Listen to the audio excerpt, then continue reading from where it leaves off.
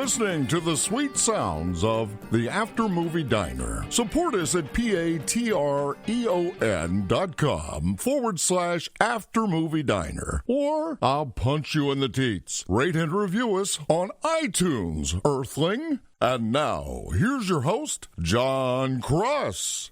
That's right, I am Jon Cross, and this week's After Movie Diner episode is brought to you by the Gold Ninja video release of Local Legends on Blu-ray. That's correct, it's your chance to own the fantastic movie Local Legends, all about today's guest, Matt Farley, and his Motern Media empire, and what it means to be a local legend. Now available, chock full of special features on Blu-ray exclusively from Gold Ninja Video. Go to goldninjavideo.com and pick up your copy of Local Legends today. Let me just bring up the I'm going to bring up the Wikipedia page and the IMDb page of Inside Llewyn Davis, just so I have my cheat sheets for the second half of the show. Great. I can't wait to talk about it. I've watched it so many times. Yeah, it's like a big movie for you, whereas for me, it's probably a Coen Brothers movie. I think I've only seen maybe twice or maybe three times. Well, I can't wait to hear what your thoughts are. Don't tell me yet. No. And I hear the party was a lot of fun, yeah? The party was lots of fun. It was a complete surprise. Was not expecting it at all. Kim had told me time and time again it was Sunday.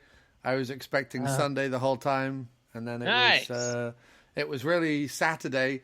She said, "Oh, we'll just go to Red Hook. This is this little neighborhood. We'll hang around. We'll get album. We'll go to this record shop. We'll take some photos because it's kind of a different looking area. And I thought it'd be a good place to kind of get photos, kind of musician photos sort of thing for album promotion." And then she was like, "Then we'll go to Sonny's Bar, which is this like really cool old New York establishment kind of bar down by the water there. And we'll just go there and we'll have a few drinks and our friend Krista's going to join us." And I was like, "That sounds great." So we went, we got lobster brunch. It was really nice. We walked around, we took pictures. And then we show up at Sonny's. And it was so funny, Matt. So as you go to Sonny's, there's a bar on the right. And then there's like 3 booths on the left. And then there's like a back room and lots of other stuff happening. And the back room and everything just looked super packed from the front door.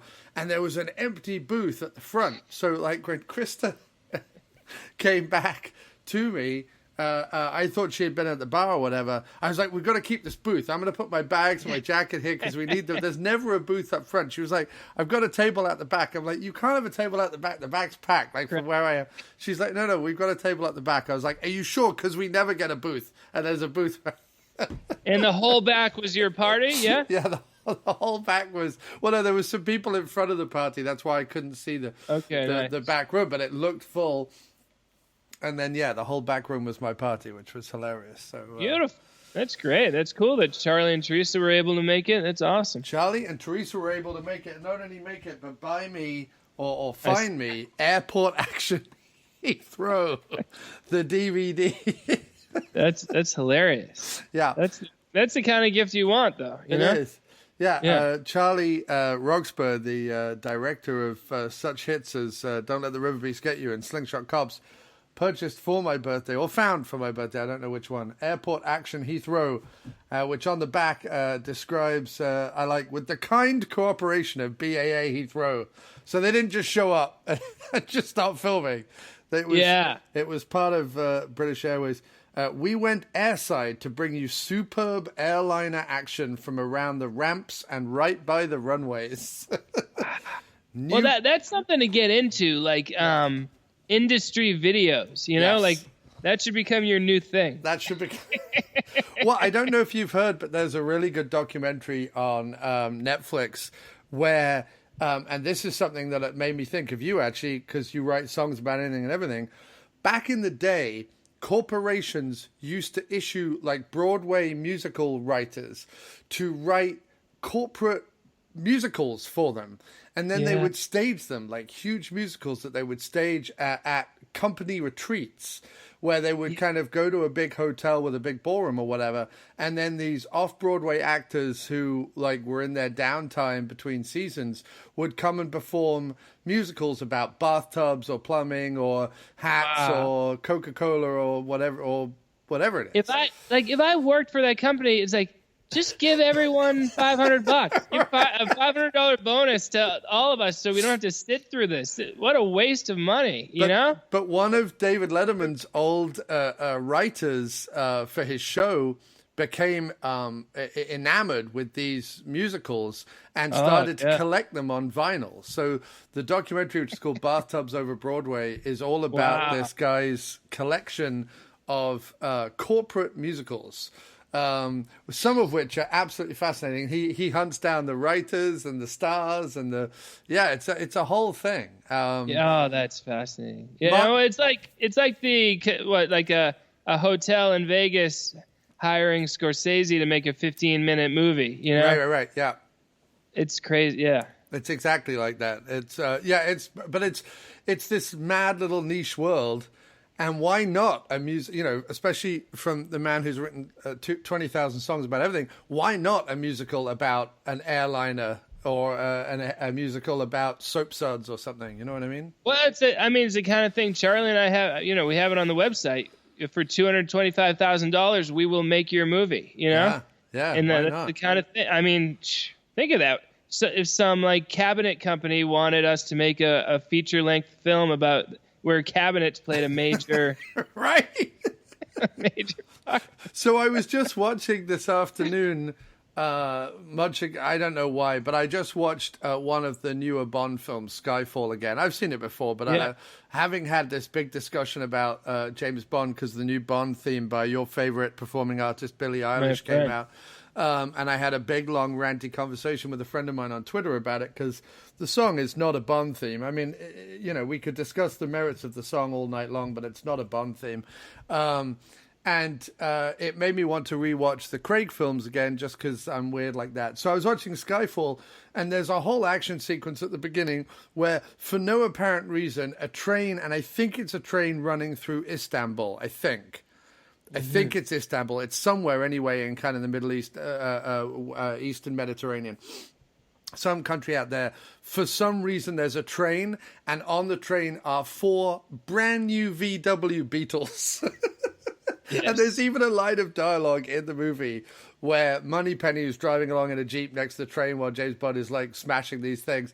M says, what is that? And she goes, VW Beetles, I think. It's like a line of dialogue. It's like in Casino Royale when the woman asks him about what watch do you wear? You probably watch a Rolex. And he goes, it's an Omega, actually. And then goes into the history of Omega watches. And I'm like, stop right now. Product placement. Yeah. Yes, but it's there's one thing like product placement, like some guy drinking a Budweiser, because in reality, some guys drink Budweisers. Like that's not that I care about. But just to pause the movie to discuss the product, it's actually quite delightful. Nobody has ever given a crap what watch James Bond. Yeah, it's like if River Beast was sponsored by the kitty litter, industry. You should definitely have had River Beast sponsored by a specific kitty litter, so you could have mentioned it.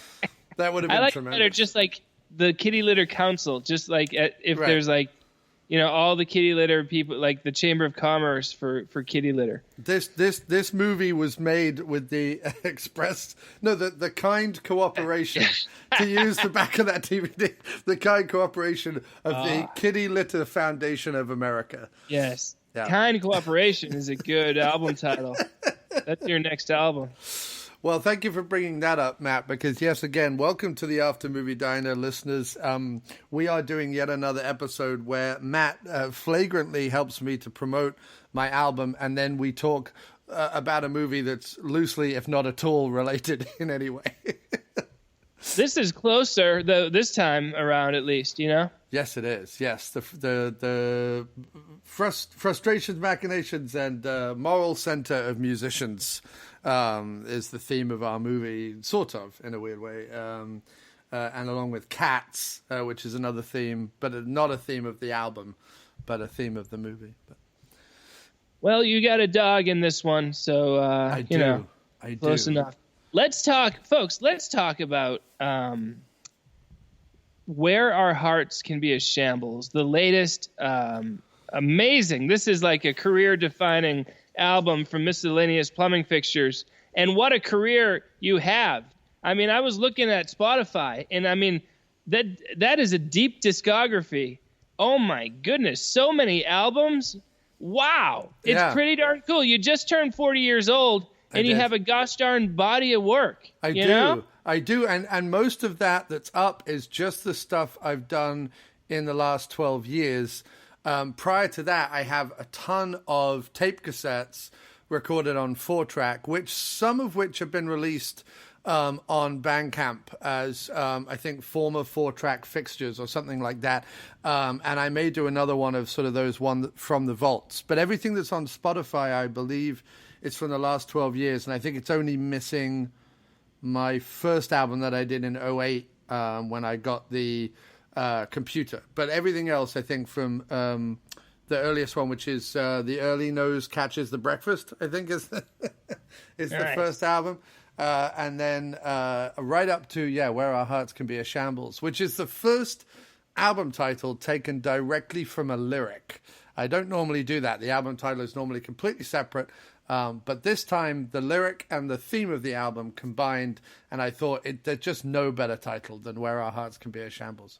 It's very evocative, and it feels cinematic. Everything about the album feels cinematic. Odilon Green on Twitter the other night described it as atmospheric, and it's very, very accurate. You know, like it feels like you're like you can envision a landscape just by listening to these songs. You know, there's depth to the production, which, you know, obviously has something to do with all the collaboration you did, which is very cool. Before we get into it, though, tell me about this album cover. I love it.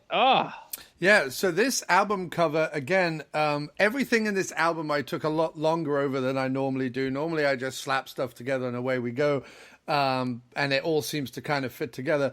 This one I worked a lot harder at. I had a series of photographs that I had taken over the last sort of 2 or 3 years, sort of in a file. I had been keeping an Instagram called Secondhand Scene, which was sort of photos from my travels and various different things.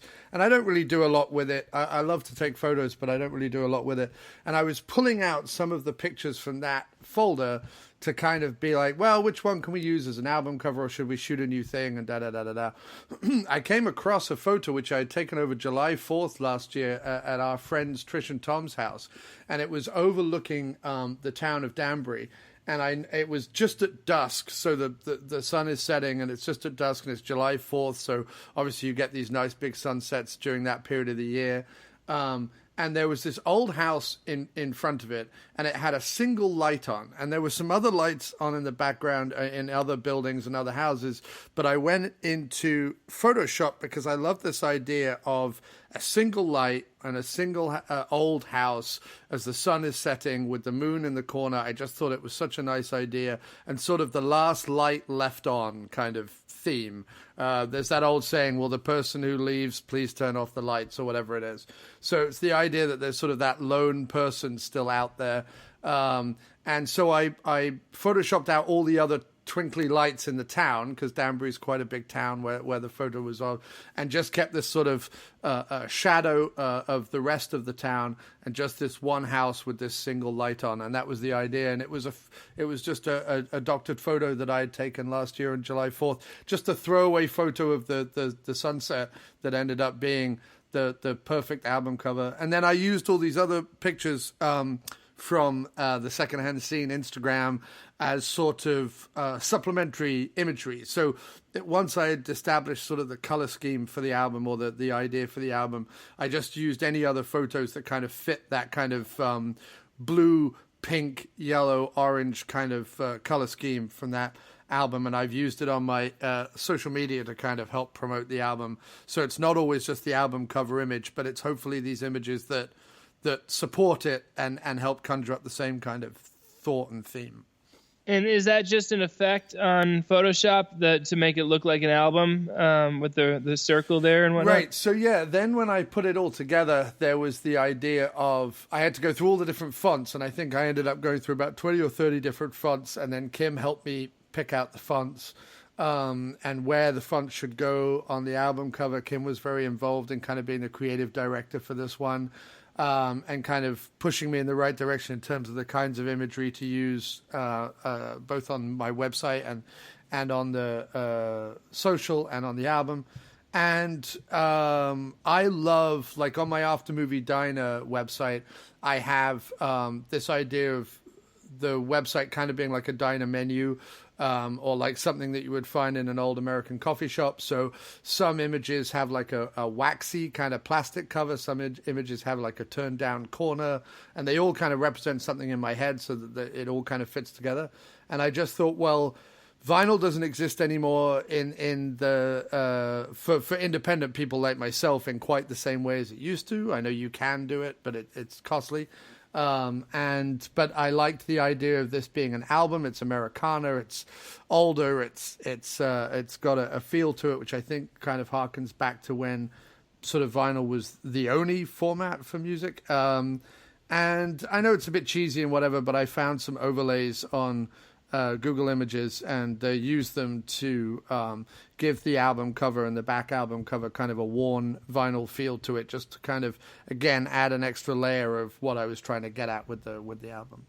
Well, it's good. I mean, I never would have known that you took out lights from the city of Danbury in the cover, and it's effective. Like it looks just like a worn out record cover, and it's awesome, and it is the right feel for the album. This would probably be a double album, though, I'd say, huh? 17 songs. This would at least be a double album. Yeah, I mean, you'd have to do, what is it, 4 or 5 tracks on each side of a vinyl? So yeah, probably. Yeah, because I mean, yours are almost always 4 minutes or longer. So I mean, we're getting. This is my, if people want kind of this is my blonde on blonde. This is my, I'm going to let the tracks run.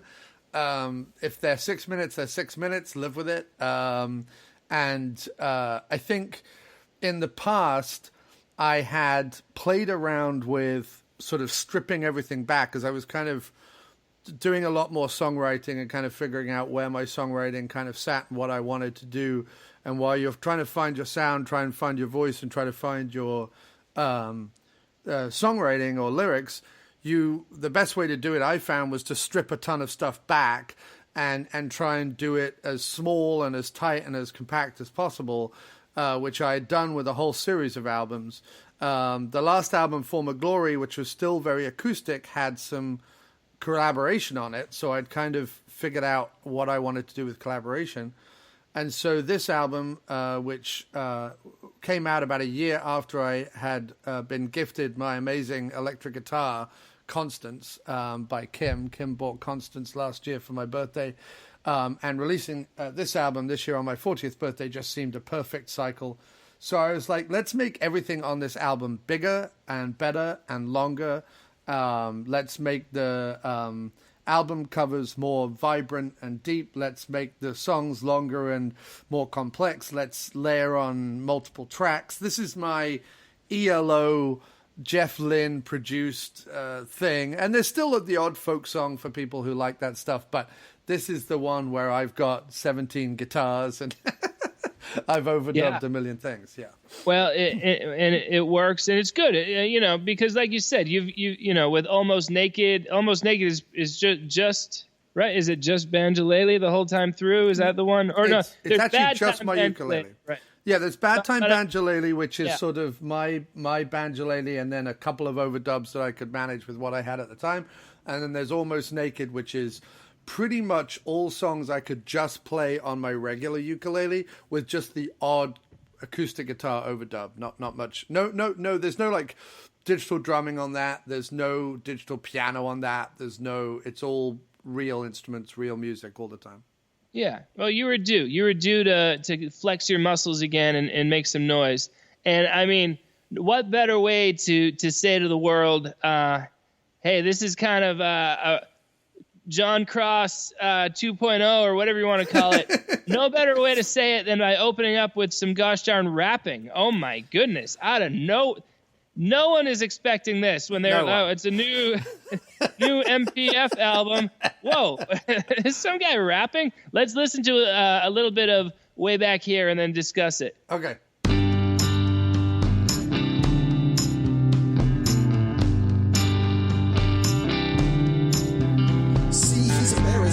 Lives with his parents, and everyone used to say he's gonna make it, but apparently he's been a faker.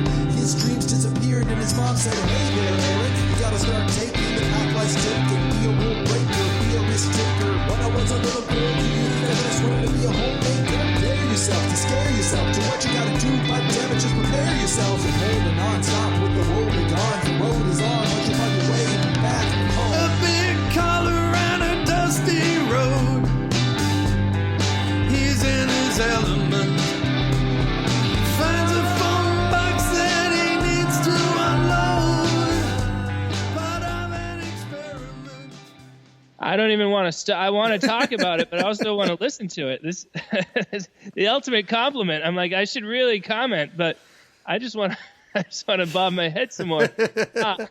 So I think you told me for the bass for this whole album, is that you just playing regular guitar with the lows raised, right? That's true, yeah. The whole album, and I play a lot of bass on this album. Almost every track has some form of bass.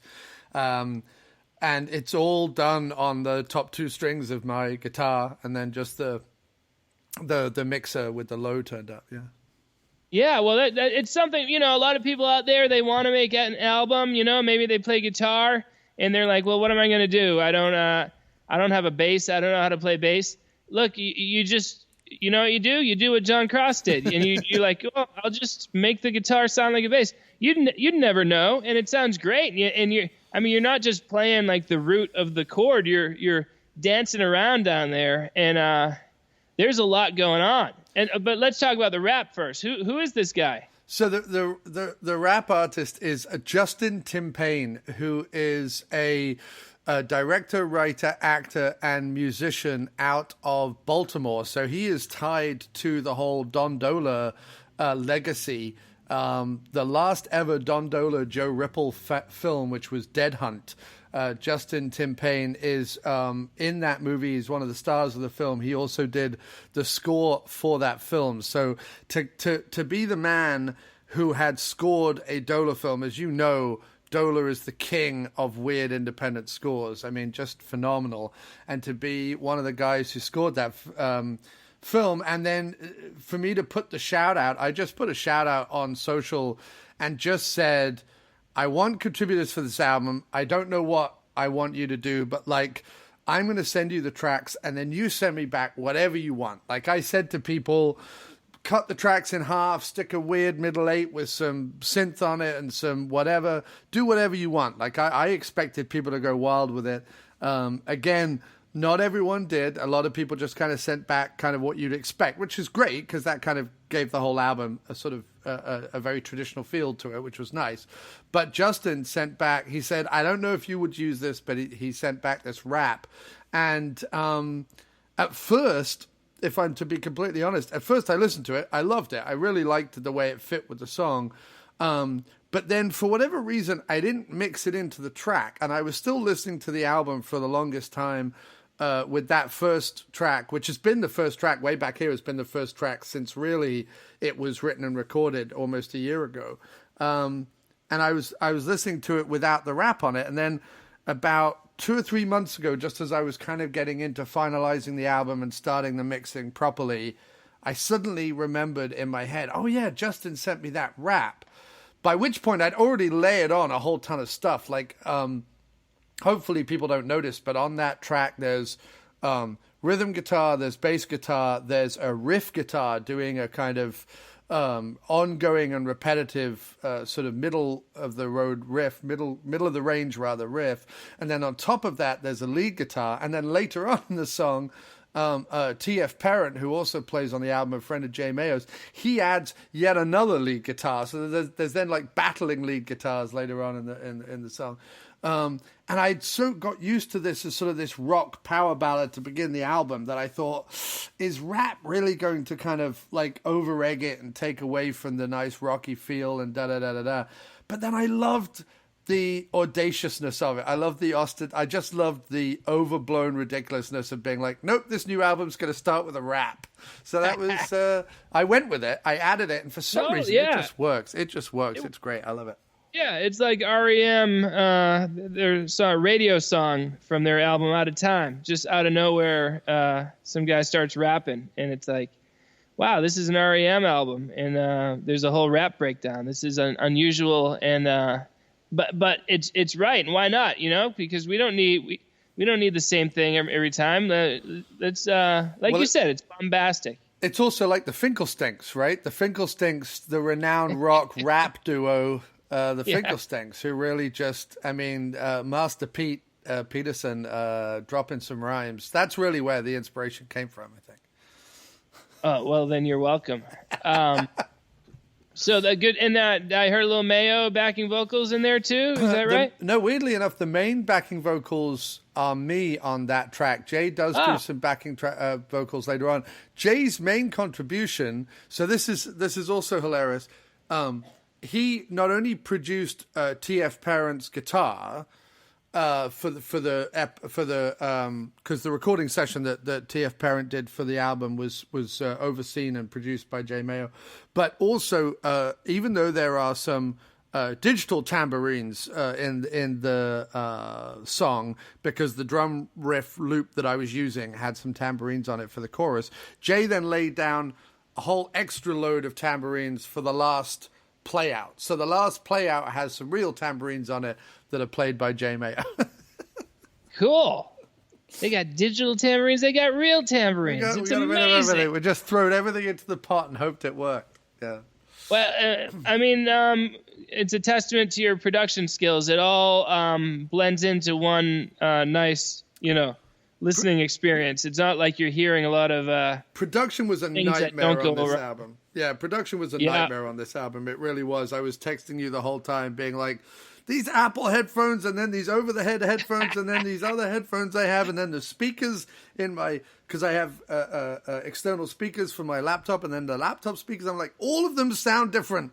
All of them, some are bassier, some are more treble, some are tinnier, some are more middle, some are whatever. And I was getting so frustrated, and I had to do, 17 tracks on the album, as we've already talked about. Most of them are over 4 minutes. So you've got to imagine like going through that through 5 different speakers, and then contributors still sending me stuff right up until the deadline. So constantly having a remix. Yeah, it was it was a lot. And probably poor Kim's trying to do something. You show up, you're like, honey, tell me, is this song too trebly?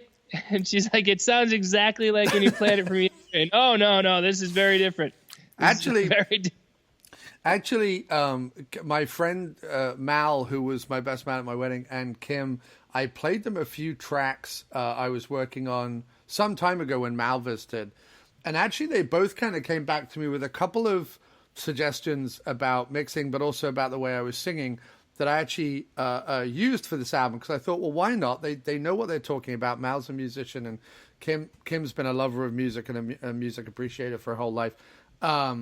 So I was like, I'll take their advice. But their advice was twofold. It was essentially like, we know you can do the gravelly voice, and we know you can do the rocking voice, and we know you can kind of do the Waitian thing, and that's great. But actually, when you sing as yourself, there's some added thing to it.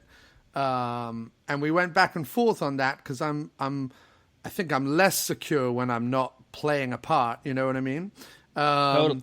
And so I had to kind of wrestle with that. But then the other thing was, that I used either a lot of echo, or that the vocals could often sound swampy or kind of back in the mix. And one of the other suggestions they both had was, don't be nervous, bring your vocals up front and make them more authentic to you. Just try that. Just see what happens. So I did that. So a lot of the songs have that philosophy in mind. There are a couple of tracks where I still rock out a little bit because it needed it. You just couldn't have done it any other way. And there's a couple of tracks where I add quite a lot of reverb and echo because that was kind of the sound I was going for. So it was more done purposefully than it was to mask any bad singing. Yeah, I get the opposite advice. People are always like, hey, maybe bring yourself back a little. I don't know. I come into it with such self-love and confidence that the people around me are like, a little less. Let's pull you back. There's other instruments that we want to enjoy. All right, let's move on to track 2, Nothing and Nobody.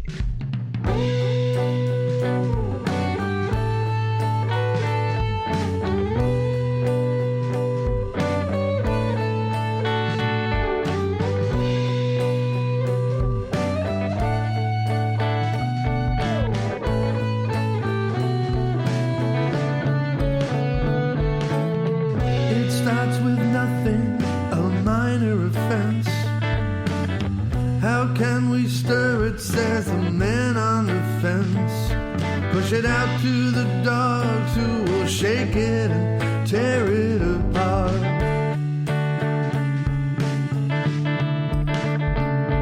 And fill up the oceans with idle opinion, like plastic and rubber on one's beautiful. Now, like what Odilon Green said about the atmosphericness, it's like, I'm pretty sure right there we're just hearing drums, bass, and guitar, right? Yeah. Just one guitar? Right? Yeah, there's some lead over the top of it. But yes, some one rhythm guitar, one bass guitar, and one just the set of drums, yeah. But nevertheless, it's got, like you work the reverb in such a way that it feels like it's recorded in like a room with some depth or something. I don't know. It just like, it reminds me a little bit of Bob Dylan's Oh Mercy album, which was produced by Daniel Lanois, or whatever his name is, Okay, yeah. And he's good at creating those echoey landscapes. So I think this is probably the most doom-laden, cynical, and darkest song on the album. So it was definitely. It definitely lent itself to a more kind of swampier, echoier, reverbier kind of vibe. Also, I was just, with a lot of these earlier songs on the album, I was just having fun finally having an electric guitar.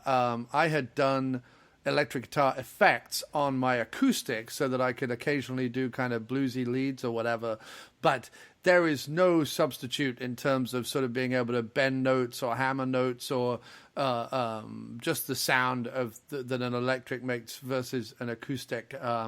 It was just being able to do that and get those long, sustained notes in the lead at the beginning of the song. Just to me, adds a whole new sound that I knew I could do because back in England I had played electric guitar quite a lot on different things, but had not done it for 10, 12 years. So it was kind of a wonderful release for that.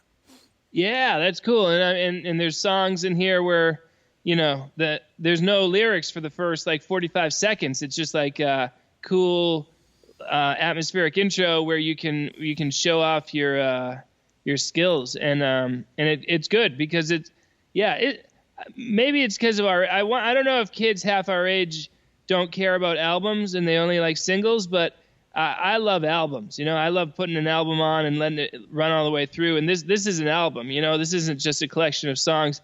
Incidentally, did you write any that didn't make it, or what?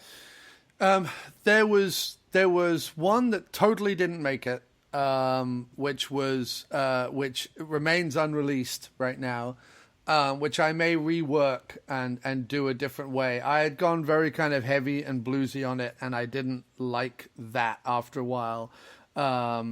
It just, and then I had sung it in a certain way where I just was like, oh, enough of this already. This just sounds bad. And then there was another song on the album, We Get to Decide, which I love. I really loved the lyrics of it, and I really loved the sound of it, but it almost didn't make it. That was the one that I was almost removing off the album before I released it. And then the other one, A Life on Loan. So me being me, I was umming and ahhing about getting rid of We Get to Decide. and I was in the middle of a mixing session. This was like 3 days before the album was released on Bandcamp, and I knew I was working down to the wire, and I get a verse and a chorus. My idea was to do like the Beatles did Her Majesty as this little like acoustic thing at the end of Abbey Road, there's sort of a bonus track. And I thought, I had this like verse and chorus, and I thought, oh, I really like this. And I was sort of playing it in between mixing. And then, of course, I start to play it over and over again, and I'm like, oh, I really like this. And then I wrote a second verse and a second chorus. And I was like, that's... So what was meant to be like a 30-second Her Majesty style song at the end of the album, just to cap it off, became another 3-minute song in the middle of the album. No, I mean, this is the album for it, you know? Yeah. This is Blonde on Blonde. But that was the 17th track. So it was good. Had I removed... We Get to Decide and not recorded that one, it would have been a 15-track album. But as it is, it's a 70-track album, to deal with it, I guess. Yeah, sprawl away. Sprawl away.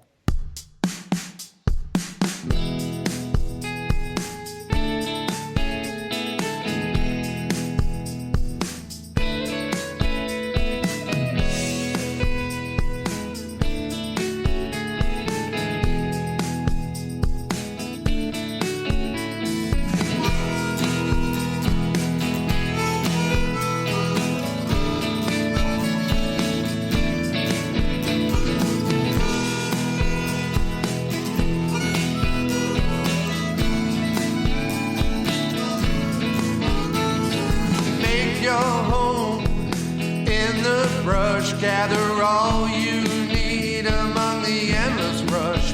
Find quick contentment in a momentary hush, and thank your lucky stars that the greenery's this lush. Make your way along the path, don't be afraid. If the corners get too dark, burrow in, hunker down.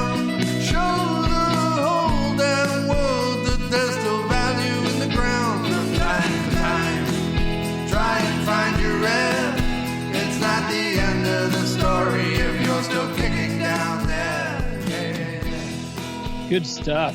Good stuff. Tell me about the harmonica. Who's doing that? That's me. That's all me. The harmonica is all me. I pulled them out of mothballs and thought I would resurrect my harmonica playing while I was at it. What's funny is that's great. Oh, I thought you brought in some ringer who was like an expert harmonica player. It turns out you're the expert. Yeah, that's me playing harmonica. What's funny is listening to that, having just quickly listened to way back here. I expect rap to kick in.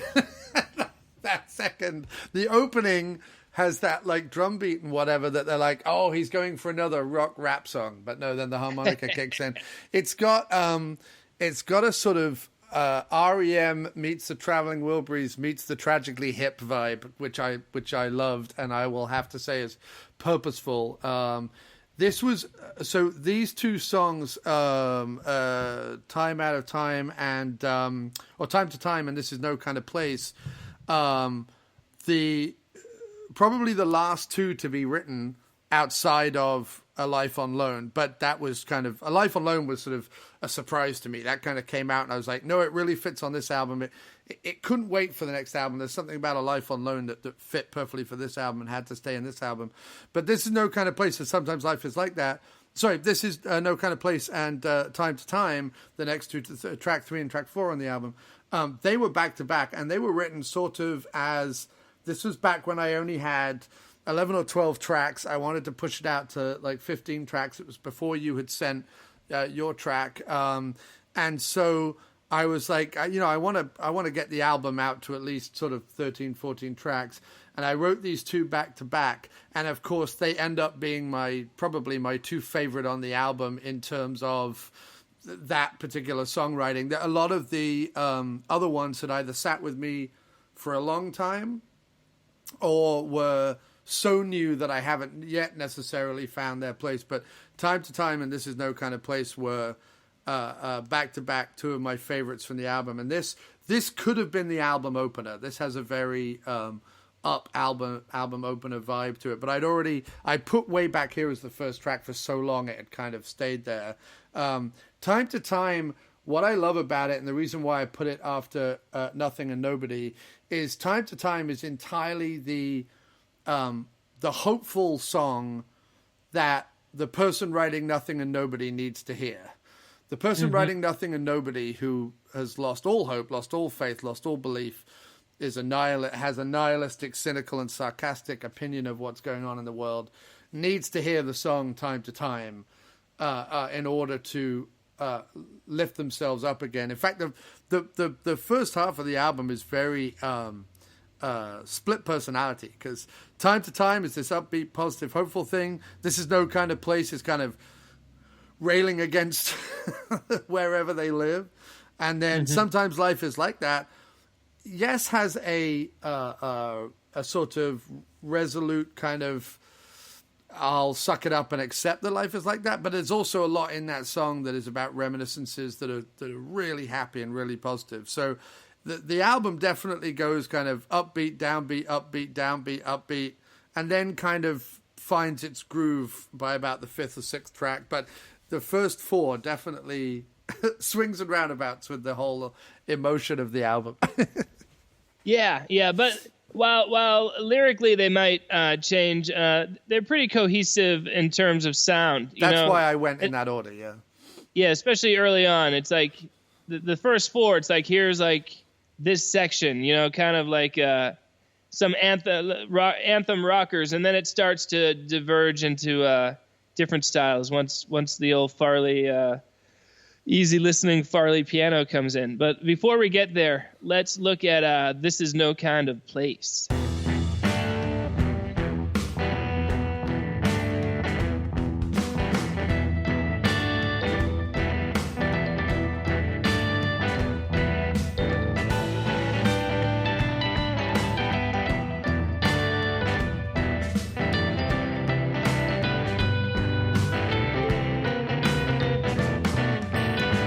This is no kind of place. The fathers and the faltering, the confused albino is clinging to the past, hoping nobody finds out what they do, hoping nobody finds out what they really think.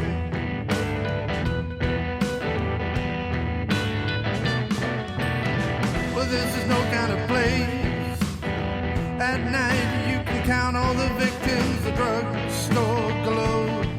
I'm clinging to the hope that a last minute hero comes through, the nail-biting tension of the hockey ring.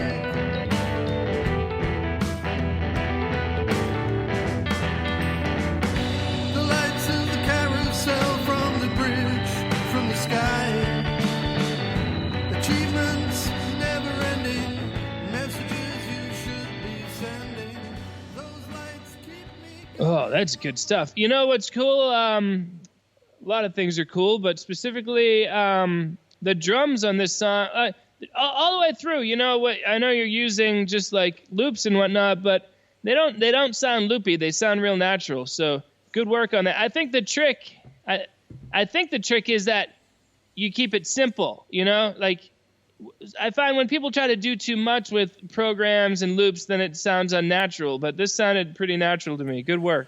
Well, there's two things helping that. First, yes, I try and pick drum loops that are simple and get across the point without needing to be, crazy elaborate or something that I can't quite control. But the other thing that really helps is that GarageBand, which I record on, Kim and I got a new, I've always used the oldest GarageBand because the oldest GarageBand for the longest time was the only thing that could edit podcasts. And I normally edit podcasts. So I used to just use the GarageBand that was basically just a 4-track recorder, and I never really used the drum tracks on that because they were very simple and obviously digital. They didn't sound as good. The new GarageBand that I'm using on our new laptop, not only are the drum sounds infinitely better, they just infinitely sound more realistic, but also they are intelligent, meaning that as you change the lengths of the loops, and as you move the guide to the drum rolls or the what do they call them? The fills. Fills, yeah. If you move that over to like complex, or you move that over to more fills and less fills or whatever, then it intelligently kind of knows, based on where you put the loops, where to put those fills, and also plays it more varied fills. It's not the same fill each time. It's sort of different fills. So GarageBand actually really helped with this album, because being able to use those kind of intelligent drum fills and intelligent drum loops meant that the songs sound so much more authentic than they would if it was just the old style GarageBand simple 4/4 loops. And is that is that Dr. Nick on the keys there? No, that's me on the keys for this particular track. Oh my goodness! You don't need collaborators. So the other benefit of this album was that once Kim and I moved into this 2-bedroom apartment, we were able to get a bunch of stuff out of storage. One thing was my full weighted keys keyboard. So I was able to plug that into the laptop and get that fired up and play that. And yeah, a lot of things came out of mothballs for this album, sir, I tell you. Well, I was going to say, man, I'm jealous of Dr. Nick's keyboard skills, but it turns out I'm jealous of your keyboard skills. Those are sweet. Man. Well, it's just typical that I would get an electric guitar, probably play the heaviest song on the album, and then instead of doing a lead guitar, do a lead like rhythm and blues organ. But it just fit. It just fit really well. It fit, yeah, and it's a great vibe all the way through there. That is good. That's bluesy and alive. Good job. So yeah, the first 4 songs have a very distinct kind of vibe to them, but then you open the floor. You said, "Who wants to collaborate?" And I said, "I'll send you." You know, the worst part about collaborating for me is someone sends me their song, and then I have to like put it onto my recorder and then figure out what they're playing, and I'm afraid that I'm ruining their song, et cetera, et cetera. And I realized I can put all that on you. And I can collaborate on your album by giving you the framework of the song and then letting you deal with all the other stuff. So that was wonderful on my end. How'd you like doing it that way versus the way everyone else did it? It was interesting because I had to write lyrics. I had to find lyrics that would fit the tune, and lyrics that hopefully meant something to me, which is very difficult to do if you also don't write the tune, I find. But I managed to think about one of the areas I'd sort of never written songs around were the friendships that I'd made at college and university. I'd never really kind of written about that period. It coming up to my 40th and people sort of sending messages through and talking to those old friends again made me think about those times. So I thought that would be a nice area to write about, which I did. And then there was only one bit in the chorus that to make it work, I had to loop your piano one extra bar. Yeah, bar is the word I'm looking for. Yes, one extra bar in order to make it work. And then once I listened that back, I was like, I'm really happy about that. But I thought, having already had Johnny Unicorn play on the album elsewhere on the last track, The Last Chance, I thought, well, maybe we could get Johnny Unicorn back for a second track, and maybe we could make this the first ever occasion of the supergroup. Let's just put it out there, the supergroup, the super elite international group of Unicorn, Farley, and Cross. Collaborating, and it just became a thing of wonder. Yeah, and good work on extending that extra bar. It's flawless editing right there, especially because I didn't even record with a clapper or whatever, a tempo, a metronome. Right, I just go by the Farley method, which is not. Two professional and semi-professional musicians were like, what's a bar called? What's a metronome? You don't need to know these words, people. Just write songs. Right. Just do it. Yeah, a lot of people are intimidated by that. They're like, I can't make an album. I don't know the difference between a a bar and a tempo. And it's like, well, we don't either. And We look did at all it. the music out. Let's listen to a little bit of this. So yeah, Jon put out the thing on Twitter asking for collaborators, and like I said, anytime that I've had to like add piano to other people's work, I get nervous about it. But I was like, well, I'll just make a chord progression and add a little drums and some bass and send it to Jon and see what he does. And what he did was awesome. I've listened to this like 35 times. Oh, it's real good. And I'm ready for the 36th right here, folks. Ladies and gentlemen, Mr. Matt Farley. 1, 2, 3, 4, 1, 2, ready.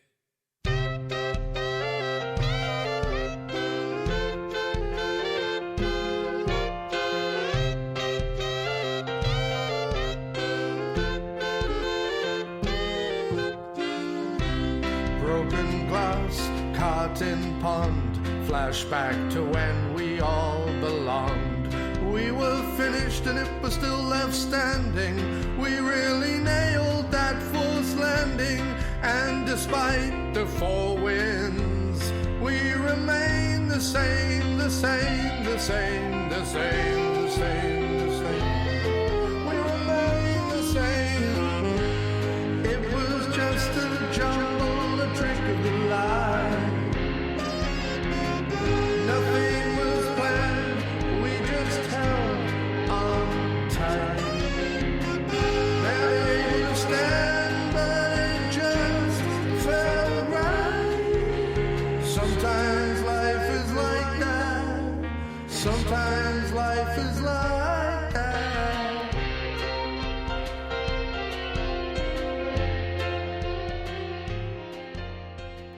Yeah, wow. So good. What's great is, I don't know what I would have done melodically, but it's definitely not what you did, and that's the beauty of collaboration. You brought a whole new melody to it, and then, what Johnny Unicorn did, like I'm not physically capable of doing anything like that. I mean, how many tracks of himself is on there? He's harmonizing with himself. It's amazing. Yeah, he's doing a whole thing, and he just sent them over to me already mixed together. So it's super easy collaborating with him because he's such a professional. But yeah, my goodness, whenever Johnny Unicorn adds his flourish to a song, much like with Mitch later on in the album as well, I just love it. The more brass and horns and stuff that I can get on an album, the happier I am. It's really what I feel like my music has been missing. And whenever I get brass instruments, I'm just so happy. And last album we had Johnny Cole back in the UK, who's actually got a great promotion at work, so wasn't able to quite devote the time this time round. But in jumped Mitch and Johnny to save the day, and boy did they step up to the challenge and just hit it out of the park. Yeah, and my songs tend to be short, and this album is no place for a short song. So Jon Cross found a way. He also took a snippet of the middle of the song, copied it, and dropped it at the end of the song for this coda, which is so good. It's like the songs, you think it's ringing out, and then suddenly the drums and the saxophone come back, and it's like, bonk, bonk, oh, yeah. Well, so see, good, nice touch. What I realized once I got all the pieces together was that you and Johnny had given me the components to be able to do that. And then I thought that with the lead guitar and a couple of other tweaks, I could kind of make it flow like it should do. And it just, it added an extra bit to the song. But what I also wanted to do was I wanted to highlight both your piano playing and his horn playing without me singing all over it. I wanted a bit where those instruments really flourished, which is why I thought the coda worked perfectly. What I love about this track is, to me, it sounds like Billy Joel covering a Kinks song, because Billy Joel was never afraid to be, and neither were the Kinks, were never afraid to be jaunty or over-the-top melodic. Like, they never shied away from it. you've got like Billy Joel's song "My Life," which it was used for like a sitcom opener, right? Wasn't "My Life" used for like Bosom Buddies or something? What was it used for? Yeah, exactly. Bosom Buddies with Tom Hanks. Right, but whenever I hear "My Life," even though I've never seen Bosom Buddies, I think sitcom opener. It's got that thing to it. And I don't mind that. Like, I actually like that. Like, it's so melodic and so jaunty. I'm like, yes, let it be this happy people in New York, you know, finger gunning as they walk along the sidewalk kind of sitcom opener from the 70s. And that's what I love about this track, is that it's got the sort of depth and weirdness of like an early 70s Kinks song. Just when the Kinks like hit America. Jim Wallace was saying to me the other day, the co-host of this podcast was saying the other day that a lot of the album sounds like everybody in showbiz era of the Kinks, like that kind of early to mid 70s Kinks stuff right after they did Muswell Hillbillies. And that's what I love about it. So it's that meets Billy Joel. It's beautifully melodic. It's unashamedly melodic. And it just the horns, that opening could be, if you and Charlie were going to do a sitcom, that could be your theme right there. You know what I mean? You're totally right. Yeah. Yeah. Well, it was great. And like I said, I've listened, you know, obviously I was involved in the creation of it, so I'm a bit biased, but boy, do I love that song. Oh, it's fantastic. And, you know, I sent it off to you and I was like, yeah, who knows? I don't know what's going to come of it. And what came of it, I was, whoa. Yes. I gotta up my game. We've got to form a super group is what's got to happen. The next album has to be a Unicorn, Farley, and Cross joint is what it needs to happen. Yeah, I mean, hey, I'll throw a bunch of chord progressions your way and then let you work your magic. It's pretty awesome. Market is saturated. Yeah. All right, dude, sorry. My dinner's just arrived, so I'm going to bring it in and kind of try and eat while we do this as well, just because otherwise I'm never going to get to eat.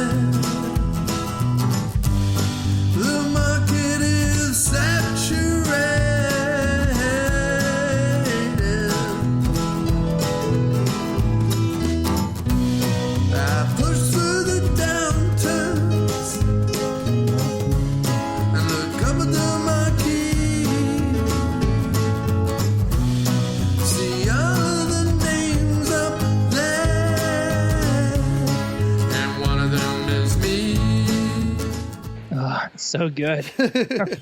Sorry, dude. This is going to be like a real diner episode now because I'm eating. So that'll just add to the whole madness of this. Oh yeah, it feels wrong not to hear some chewing. Well, I'll try and mute the mic where I can, but okay. Never. All right, market is saturated. Okay, is this Nick on the keys on this one no? That is me doing the piano. Yes. I knew you played piano, but I thought it was a secondary instrument. Maybe it is still, but if guitar's your main thing. But you have command of the gosh darn keyboard. Well, what's funny about that is that is what I call my Crippled Inside song. It sounds like John Lennon's Crippled Inside. Yeah.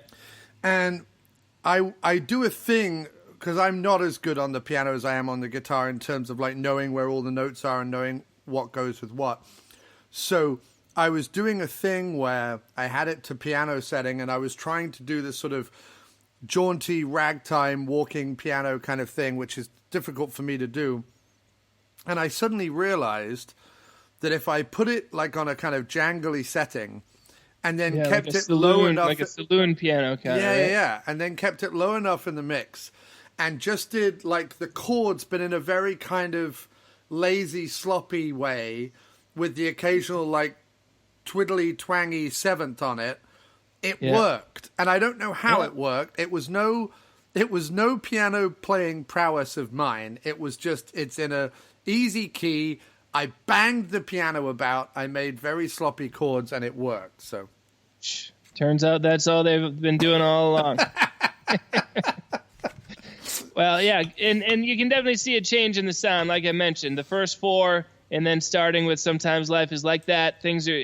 We're veering off into slightly different directions, and well, your song, the album's a journey. Yeah, well, your song made that great gateway, because I'm like, well, this is perfect to move from the rockier stuff into the folkier stuff, just because the album needed that kind of transition, and your song sounded so different in theory to the rest of the opening that it made a perfect transition, because suddenly you're into this other world. And then Market is Saturated, again, has this like jangly ragtime thing where the tempo's still up. So we're still in that early part of the album where stuff is like moving along and you're being pulled through the album and it's rocking and you're not losing any speed or memento. But slyly over the course of two songs, you've been pulled into an acoustic world from an electric world. That's kind of what I was going for.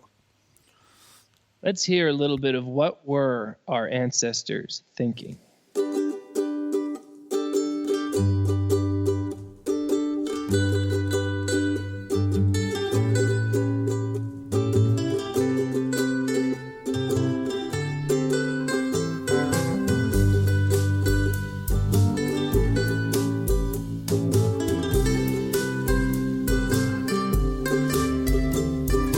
Never hold tight to your heroes. No one can survive with such scrutiny. If you all knew that nobody is tending the furnace, there'd be a mutiny.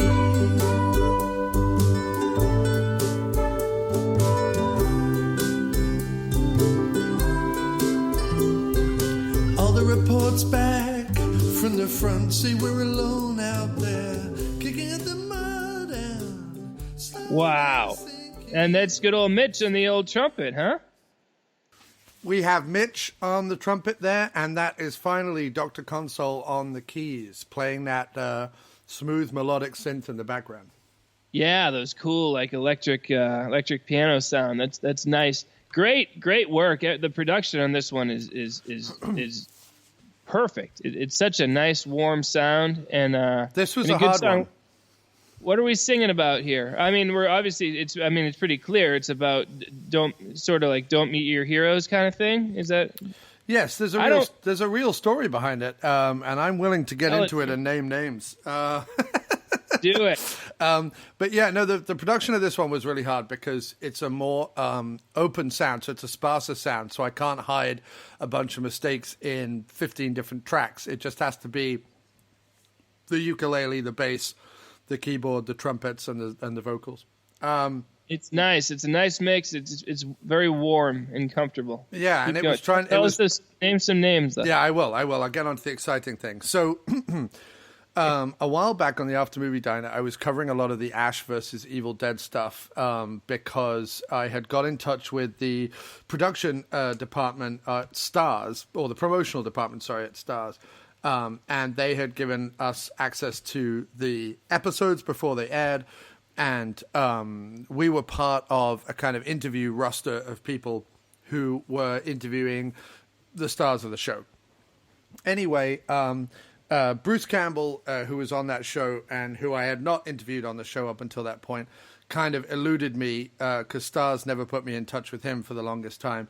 I instead spoke to Dana DiLorenzo, who was absolutely wonderful, and I spoke to Ted Raimi, who I bumped into at a New Jersey HorrorCon sometime later, and who just sung my praises. And this isn't sort of to big up me or whatever. He surprised me by kind of saying how much he liked the interview, how he thought the interview was very intelligent. And Dana had said the same thing to him because he said, me and Dana spoke behind the scenes about having been on your show, and we both really loved it, and da-da-da-da-da. Anyway, I was feeling really good about that, obviously. So when I heard that the Ash vs. Evil Dead team were coming to the New York Comic-Con, I got in contact with Stars again and sort of said, hey, would love to, I've got really great feedback from them. I met Ted Raimi, yada, yada, yada, would love to come to the Ash vs. Evil Dead stuff at the Comic-Con, and da-da-da-da-da. So that was all set up to be arranged, and I had got the go-ahead only to find out that they were like, well, we can't get you into the Comic-Con, so you're going to have to, get a ticket for the Comic-Con or figure something out, and I'm like, well, I can't get a late-minute press pass the whole Comic-Con. I'm just coming in to do the Ash vs. Evil Dead thing. Can I get, a Stars badge, and I'll come in and do it, and then I'll leave. I don't need to go to the rest of the Comic-Con. They were like, no, we can't do that, but they're doing an interview down at Build, which is this little studio, almost like a public access thing, but it's an online thing, at a studio in New York, and they're going to be an audience there, and you'll be able to ask questions and meet them afterwards, and da-da-da-da-da. So I thought, great. So Kim and I went down to this event, this Build event, and sat in the front row. But on the way in, they all got out. Bruce Campbell, Dana DiLorenzo, and the rest of the cast, Ray Santiago and the rest of the cast, all got out of this SUV and were walking down towards the event.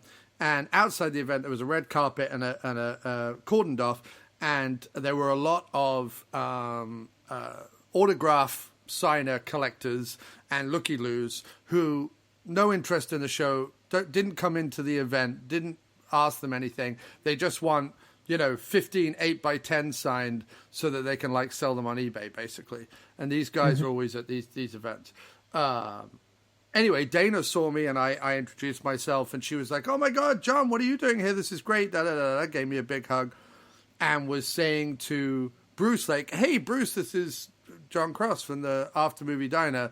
And he was sort of very dismissive of that, or sarcastic or whatever. And I thought maybe it was just his shtick. So I was like, okay, whatever. So we went into the event. We sat in the front row. We asked some questions. It was a great time. It was a great Q&A. It was really funny and da-da-da-da. Halfway through, Bruce Campbell did his thing where he gets up and gives a $1 bill to some fan in the audience who gets his question right. And Kim, who had up until that point had been a big fan, had got the question right and got the $1 bill. She was super excited. He came down, shook her hand, gave the $1 bill. It was like a moment. She was like, "Oh my God, I can't believe this!" Because she doesn't go to a lot of fan events, and she's not into the celebrity thing. It's not her thing. Never had been her thing. But getting the $1 off Campbell was a big deal, and it was a really nice moment. And I was really glad that the first one of these events that I was properly sort of taking her to, that had happened. And then afterwards, they did the walk again along the red carpet with the corner and people signing 8x10s and da-da-da-da-da. And when it got round to our corner again where we were standing, I said hey to Dana and Ray and stuff, and then Bruce Campbell came round. And I was like, hey, Bruce, could you gave my wife the $1 in the, or my girlfriend at the time, I guess, the $1 in the event. It would be great. Could you just sign the $1? And he's like, I'm not signing a stinking $1, kid, or something like that. And I was like, no, you don't get it. I've interviewed you, and I'm from the After Movie Diner, and it's my wife. We were inside, and you gave it to her. It was like a fan moment. She answered the question right. He was like, you shut up, kid. I'm not signing your fucking $1 or whatever. Get the fuck out. He was like a complete jerk to me and Kim, and it completely, and yet he was, and I think to make matters worse, he was signing everyone else's 8x11s that nobody gave a shit about, that they were just going to fucking sell on eBay, and it didn't matter. And it was such a moment where it soured the rest of the day. And then it's kind of soured again. I wrote a long article on After Movie Diner when Ash vs. Evil Dead came out about how Bruce's personality at conventions and various things he'd said online and so on had sort of soured me to him, and it seemed like he was kind of becoming the jerk that he played on TV and so on. And then Ash vs. Evil Dead came out, and in interviews he seemed more humble again and talking about how he liked playing the character again and yada, yada, yada. And I was like, okay, I'm going to give this a second chance. I like the show. I've always liked Bruce. I'm going to give him a second chance. I wrote a big, long article about how I'd give him a second chance, and for him to, and then for him at this event to do what he did was just, to me, especially as it was, if it had just been to me, I would have shrugged it off and been like, jerk, whatever, and walked away. But because he did it to Kim, it was like a big deal. And so I was just like, fuck that. And that line, never hold on to your heroes or whatever, had been kind of floating around in my head ever since. So that definitely played into this song. That's a very long story, but that played into this song. And then I kind of just expanded on that idea and the idea of just conversations you and I had about like heroes and people shouldn't have statues put up to them because no one's completely infallible and blah, blah, blah, blah, blah. So all that kind of pulled into 4 minutes of fantasticness, 4 minutes and 13 seconds of fantasticness. But yeah. And I say this all the time. I mean, I've listened to this album, I don't know, at least 5 times through already, and I barely know what any of the songs are about, including even Sometimes Life Is Like That. I've listened to that 30 times. I don't know what it's about, and it has nothing to do with you or your writing skills. The same goes for Paul McCartney songs and Bob Dylan songs. I just listen, and I like the experience, and sometimes it takes me 10 years before I actually, like, it dawns on me what they're singing about. Is that the same for you? Is that or what? Like listening to other people's albums, do you focus on what they're saying, or do you just take in the experience? I think it depends on who I'm listening to. I think there are certain bands that I am more interested lyrically in them, and there are other bands that I'm more interested in musically. I'm a big fan of Tom Waits, the Mountain Goats, and the Tragically Hip, all of whom lyrically I think are some of the best, if not the best, lyrical writers up there. And I do pay attention to what they're singing about. And the Tragically Hip are certainly the most confusing because there's a lot of references to Canada stuff that I don't necessarily get. He is also very poetic in the way he writes stuff, or very. But I do always sit and listen to a Tragically Hip song and imagine what it's about. So I try and say, well, I think this song is about this, and I think this line is about this, and I do try and do that with it. The Mountain Goats are a little bit more obvious. It's a little bit more emotional and a little bit more personal, so I can kind of relate them to me in that regard. And then Waits is always kind of telling that kind of Americana story, which I can kind of dial into. But so we do, yeah, there are some bands that I kind of focus very heavily on the lyrics, but not in absence of the tune. The tune is always the thing that's carrying whatever the lyric is along. Like if the tune is terrible but the lyrics are great, I'm not necessarily going to listen to that song over and over again. And let's just mention Mitch one more time. Really nice touches with the trumpet on this track. Yeah, go download his album. Todd got overexcited. Yeah, that's a fun one. That's a real fun one. All right, let's do another track. We Get to Decide.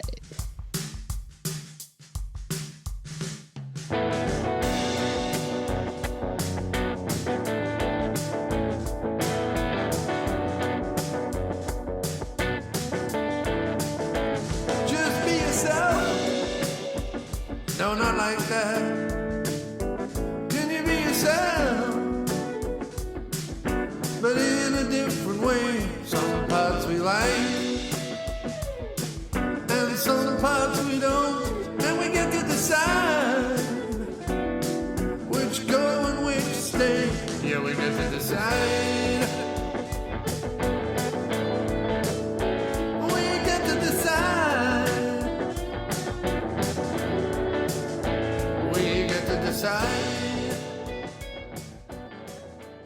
So we're back to the a little bit more like the sound of the first 4 tracks after veering off into a little bit more of an acoustic melodic thing.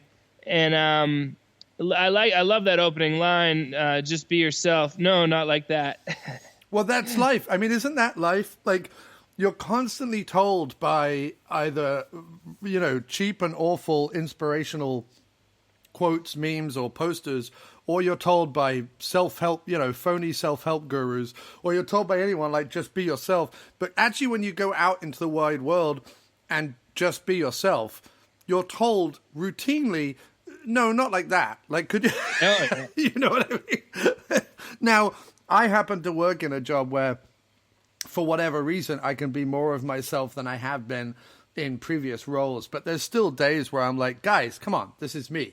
You know me. You trust me. This is not like, whatever you think I just said or whatever you think I've just proposed is obviously not what I mean. I'm obviously being sarcastic or funny or hyperbole or whatever. And sometimes you just need to explain that. It's the same online. Like, I'll say stuff that I think is just a throwaway joke and it can have everyone up in arms. And I'm like, guys, come on. You know me. This is just me. Like, this isn't just, so my life philosophy is definitely, and also coming from the UK to America, there's a big shift about like what you can say and do in the UK and how you can be and say in the UK to what you can say and do in the US. And it's too long to go into now kind of all the different like small differences, but enough that sometimes I think the balance in life is working out how to be yourself, but within the framework that everyone else is comfortable with. Yeah, great point all around, and good song. Definitely a little bit darker, a little more edgy. Kind of. Well, because I get the we in the song is not. It's not you and me. Not you. Yeah, you're doing it from the point of view of our overlords. Yes. Yes, definitely. That someone else gets to decide. This notion of free will, Matt, has gone far enough. Well, we have nonsense. Free will, but we must keep it in check because we're not in charge. Right. Exactly. So yeah, I mean, and Matt, the funny thing is, not that I would go like robbing banks or taking craps on sidewalk or doing anything like horribly awful to society. But yeah, even you just want to take your shirt off more frequently than you're allowed to. I get it. No, nobody needs me to do that. No, I do not want to do that at all. It's more about just, at the moment, everyone is very, very, very cautious about what they say and how they are. And that is beneficial if it is leading to a better and politer situation, but it's not. So what do we do with that fact, I think, is also in play there. Let's listen to a little bit of A Life on Loan by Miscellaneous Plumbing Fixtures.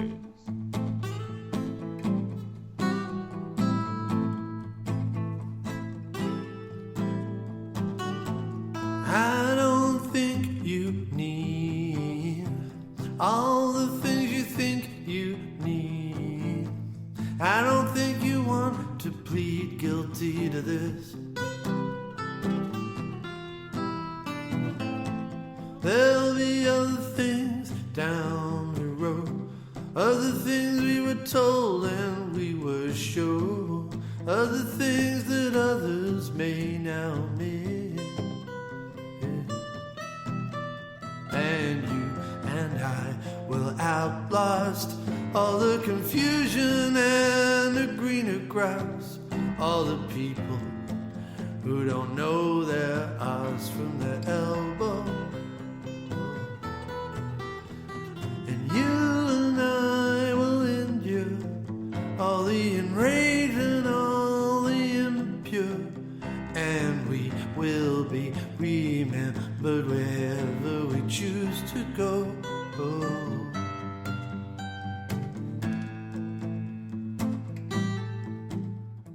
This is a sneaky great song in the middle of the album here, Yeah. It's just slowly building. I love how that piano comes in, kind of acting as like the bass for that part at least. And a great sound, great production. And I wrote it in about 10 minutes. It was wow, one of those that it just came out of me. Yeah, because it's got energy. That's like the driving force of it is its energy. So It's also you don't one need of a lot of time for that. It's also one of those things. I think it's Waits that talks about it, where he talks about like songs float through the air, and occasionally you need to know when to kind of pluck one down. And I know what he means when he kind of talks like that, because sometimes that first verse that I'd written, I don't think you need all the things you think you need. I don't think you should plead guilty to that. Those lines came to me, and I was kind of typing them out on my phone, and I'm like, these. First of all, the lyrics and the thoughts behind the song fit perfectly with what I see the theme of the album to be, but also I'm like, this needs to be written and recorded right now. I can't go away and come back and record this. This song, for whatever reason, developed in this room at this time. If I ignore it, I lose it, and it's weird how stuff is like that. Now that it's on tape and recorded and out there, I could replicate it. But had I just gone, no, I'm in the middle of mixing, I'm not going to record this song, I'm going to put it aside and come back to it, it never would have been this good. Yeah. The songwriter who lives across the street would have grabbed it. Yeah. No, completely. And it's funny, like, I don't believe in the supernatural, or I don't believe in necessarily religion or anything, but I believe in love and creativity, because they are forces that I have witnessed, I've felt, I've been a part of. They are things that, for whatever reason, appear external of ourselves sometimes. I think some people are stenographers, and they're able to take whatever that vibe is and put it down on paper, and some can do it better than others. And I just think that if that stuff isn't put down on paper, it either gets wasted in the great ether, or, like you say, someone else grabs it and puts it down, and then you miss your chance. Yeah, totally. I mean, we have the voice memo app on our phone for a reason, folks. Yeah. Use it because it does go away. I've been in my own bathroom at 3 a.m, whisper singing into my phone, like, God, can't lose this, can't forget it, Well, one of your favorite songs on is it Bad Time Banjalele with the heat pipes and Why Won't Someone Dance With Me?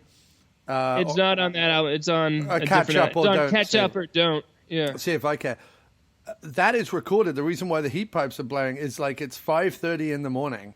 I just wrote the song, and if I didn't record it, it would have disappeared.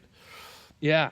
Let's hear a little bit of Crystal's Missing, which is written by your lovely wife, Kim. Lyrics by her. Lyrics by Kim. And she handed them over to you, and you created this masterpiece, yeah?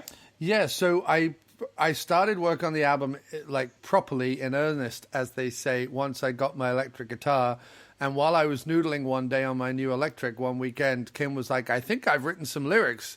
Would you sort of put music to these? And I did, and loved them, and they didn't need much sort of moving around or tweaking. I think I kind of put them verse, chorus. Like, I found what the verse was and what the chorus was, but outside of that, they came right off the presses as they were, and they're absolutely wonderful. They're lovely. I love that on this album there's one where I wrote the lyrics and you wrote the tune, and then one where Kim wrote the lyrics and I wrote the tune. Like, I love those trade-offs, and well, with the help of the wonderful Nick Console on keys and DJ Narthex, Gary Hornseth on guitar, this just this just hits it out of the park on every minute. Let's hear it. We didn't buy this chandelier. When we arrived, it was here, reflecting shadows on the wall.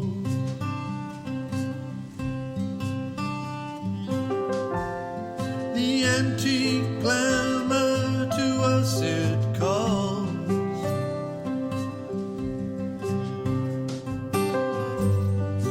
This is home for now.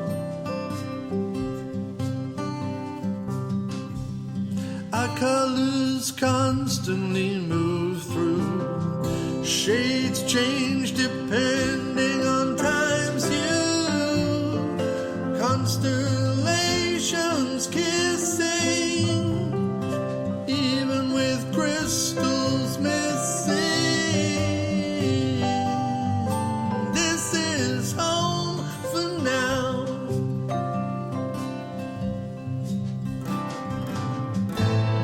Dark bed, stained glass, vinyl, bar cards, cityscapes, movies, all this, you and me.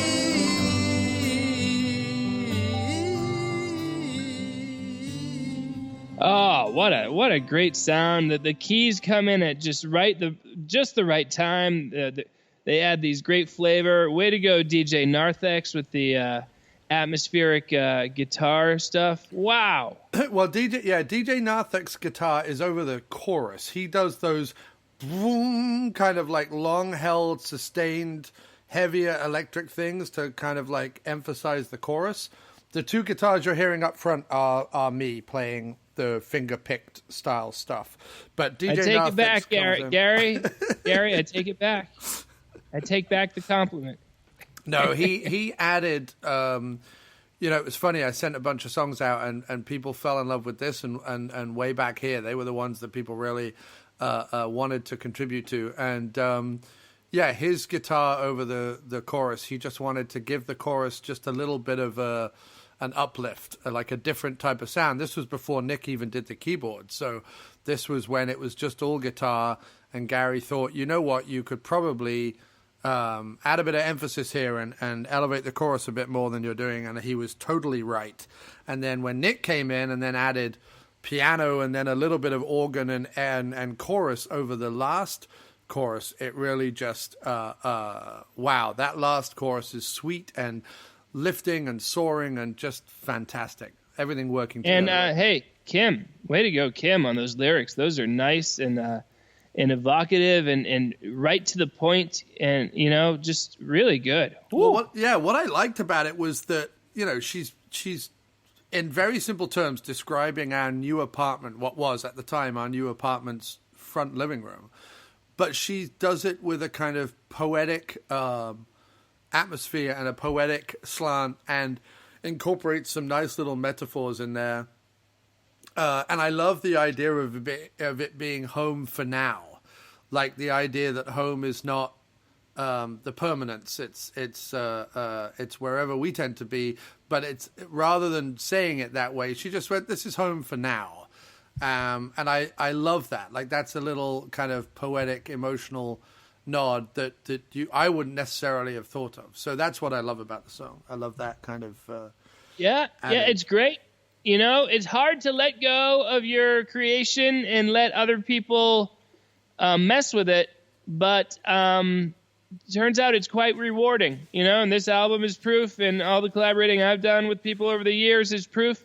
You just kind of, sometimes you're like, wait, that's not what I envisioned, and you get a little nervous and possessive, but no, throw it out there, and it opens it up, and it makes it more interesting. Oh, yeah. Well, I remember when we did Wake Up, It's Not Over, the double album with Jay Mayo, and the first half of that album is done at Jay Mayo's house, and he did all the production on it. The idea was that I would write and play the songs, and then I would hand the songs over to him to produce them.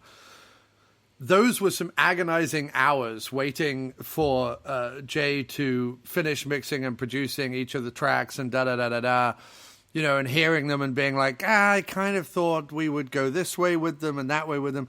It's taken me 3 albums of collaborating to get to the point where I'm a lot better than I was back then. And bless him, Jay Mayo is so patient and wonderful that he never held it against me. But I'm apologetic to this day.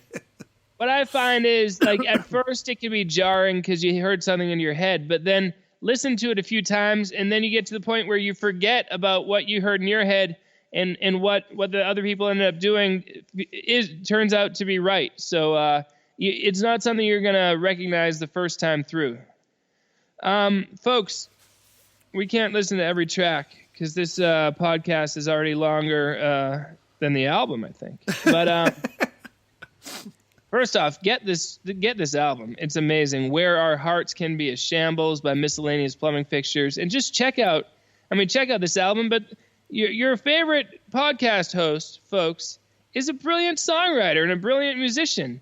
That he just, in addition to all of his accomplishments, he's got this really impressive body of work that I love and you will love or you should love, dear listeners. So check it out. He provides a free podcast multiple times per month that we all love to listen to, and all he asks in return, listen to his stupid songs. All right, come on. By the time this airs, the album will be on Spotify. It's already on Deezer, Tidal, Apple Music, and iHeartRadio. It's also on Bandcamp. It's 17 tracks. A lot of them are over 5 minutes long. It's only $8. That's less than 50 cents a track. So break that down by minutes. It's nothing. It's peanuts. Yeah, it's nothing. All right, we're going to go lightning round. But trust me, this album's amazing. Let's hear a little bit of One-Eyed Dog after Armageddon. Great title, first off, but also cool sound. I really like the sound going on here.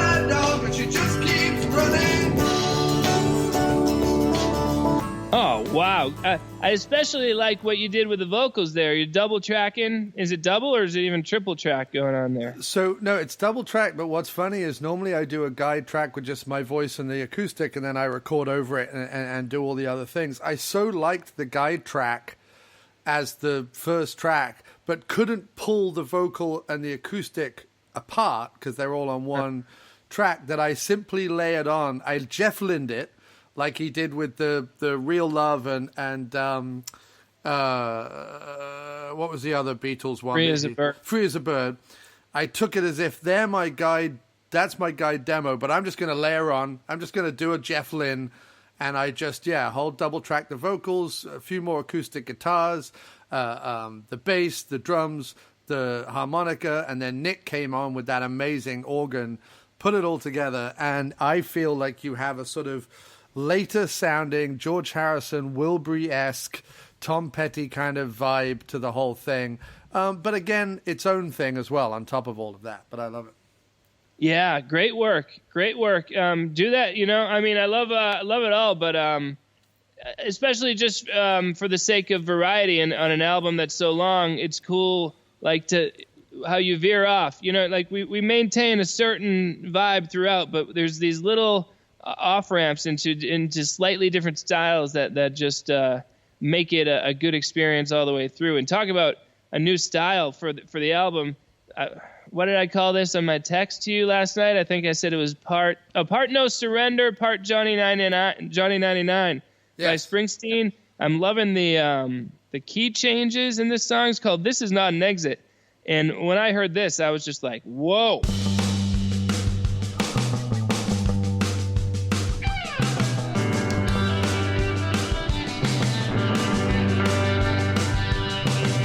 Born out the back of a rundown shack in rough and ready California, there was a gas station fire. He found himself a hire, wearing overalls and a fedora.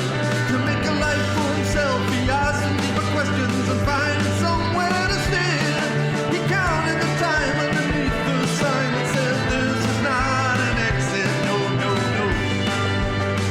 This is not an exit. This is not the end. This is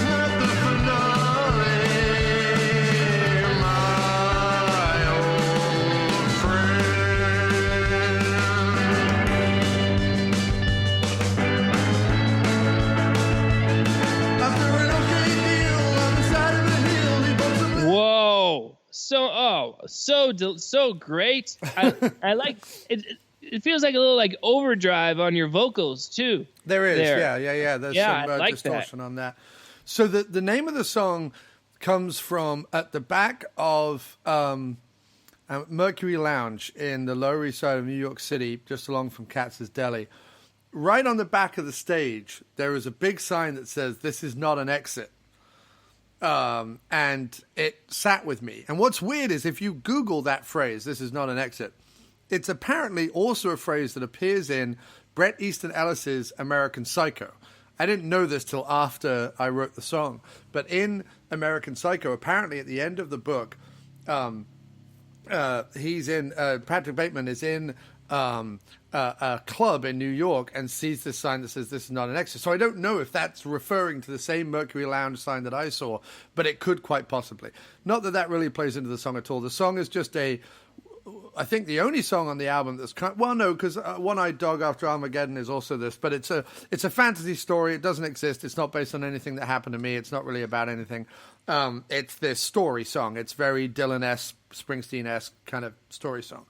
The key changes came from, there is a track on the Pete Seeger Sessions band by Springsteen where you hear him in the song shout like "up to D," and then everyone like goes up to D and carries on playing, and then whatever. And I was so obsessed with that idea that I'm like, well, this is a very simple rock and roll song. If I don't go up a key, where's it going to go? It's just going to go nowhere. So I did this thing where like I go up to D, and I think there's even a bit later on where I'm like 1, 2, 3, 4, and then go into like the next key change. Yeah. I to the point where I think it changes key like 8 times during the song, and I had so much fun doing it that it was just silly. But the song is silly anyway. But then what I loved doing was taking the middle 8 or the chorus and making it essentially like a kind of rocked up 50s doo-wop kind of song, because in the middle there's like shalalalas, which again is kind of a Springsteen thing, but also kind of this 50s throwback thing. The song has lyrics that are very kind of, I guess, Petty-esque or Waits-esque, this kind of story about these different characters who all think they're coming to the end of something in their life, but actually it's not. It's actually a new beginning. And I just sort of threw it all together into the soup and came out with this, and couldn't be happier with the way it came out. Both you and Dr. Console think this is one of the best tracks on the album, so I'm very chuffed by that. Yeah, and you buried it deep on track 15. The two best songs, You're My Last Chance and This Is Not an Exit, kind of way, way down in the list. Well, Wedding Song is quite good too. Is this what you sang at your wedding, or? Yeah, so Wedding Song is a song I wrote for Kim at my wedding. I had this idea of performing a song rather than doing a speech at the wedding, especially when I found out that at the summer camp, they had like this kind of makeshift stage and sound system. Then I thought, because we were going to have Nick there and Jay there and my friends there and other things, why don't we try and get more musicians on this song? So I stood up to play the ukulele for this song that I'd written for Kim. And then slowly, Jay Mayo got up and played his acoustic guitar. And then Nick came along with his melodica. And then Jim, Mal, and John Wallace showed up playing percussion. So what I tried to do in this recording of the song, because it only existed as a demo, then it exists on my wedding video, and now it exists as a proper version, was to ape that a little bit. So to do it almost as we did it in the live version. But there's a few more drums in here, and I think there's some bass and some other stuff in here. But basically, this is the song as I performed it at my wedding. It's a little faster as well, but only a little bit. Folks, I was there, and when you hear the groom performed a song for his wife, you just start rolling your eyes and you say, oh, God, it must have been insufferable. Au contraire, this was gosh darn magical. Jon Cross hit exactly the right note. He's up there giving this great performance, and then suddenly from the crowd, one by one, the other guys join him up on stage, and I'm getting goosebumps just describing it. It was so cool. Everyone was just so, like, you never felt so much joy and happiness and warmth in one room as you did watching this. And it wasn't like when you think about that, you're like, oh, it's gonna be some sappy, heartfelt moment where I can't stand moments like that, because I don't know why I get I get squeamish very easily. Right, yeah. But Jon Cross hit just the right notes. Obviously, there's emotion to it, but it was light and happy, and having all the guys around him singing, it was just like, yeah, wow, what a nice moment. Yeah, too much sentiment, and I just want to run out of the room. But it felt right at my wedding to do this. So yeah. Let's hear a little.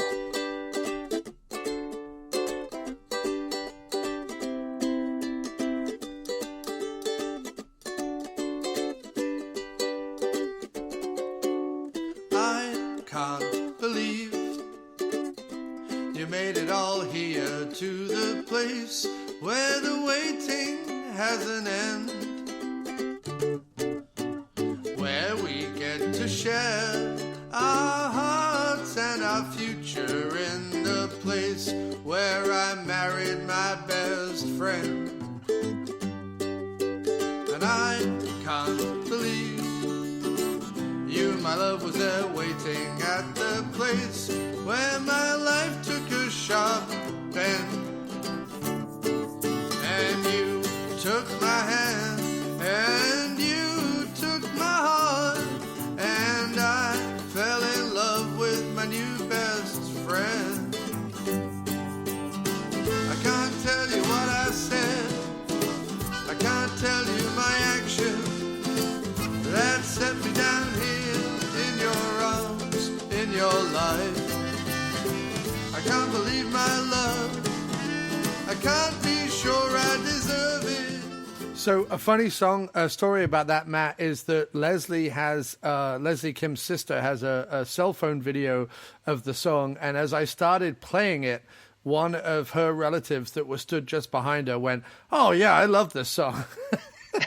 And he thought it was some other song. I don't know what other song it sounds like, but he was convinced that he knew what this song was, and I'm like, "You don't know this song, mate. I just wrote it." So. Do you were you nervous up there performing it in front of everyone? No, I was made more nervous by all the mess ups with the mics and everything prior to that. Like, I thought it had all been sorted out. I had asked people to have it ready. And then when I got up, the fact that it had to kind of be fixed and twiddled with was starting to upset me a little bit. Because I was like, I wanted this smooth flow from the speech into the song. But well, it sounded great. And like I said, it was a really cool moment. Well done. And great rendition of it here. And then, if you write a masterpiece, you just drop it as the 17th song of a sprawling album, But I released it as the first music video, though, so people would hear it. Oh, yeah. Great work on that video. That was cool. So let's listen to a little bit of You're My Last Chance. And it really is. It gives me that the Dylan Time Out of Mind album and Oh Mercy album, where it's a really cinematic, echoey landscape that I get here. Let's listen to a little bit of You're My Last Chance.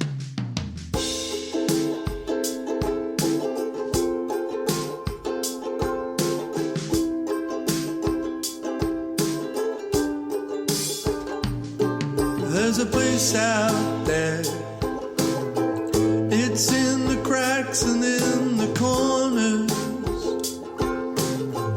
it's where all others will ignore us, where we can delicately stack all the things that we want back.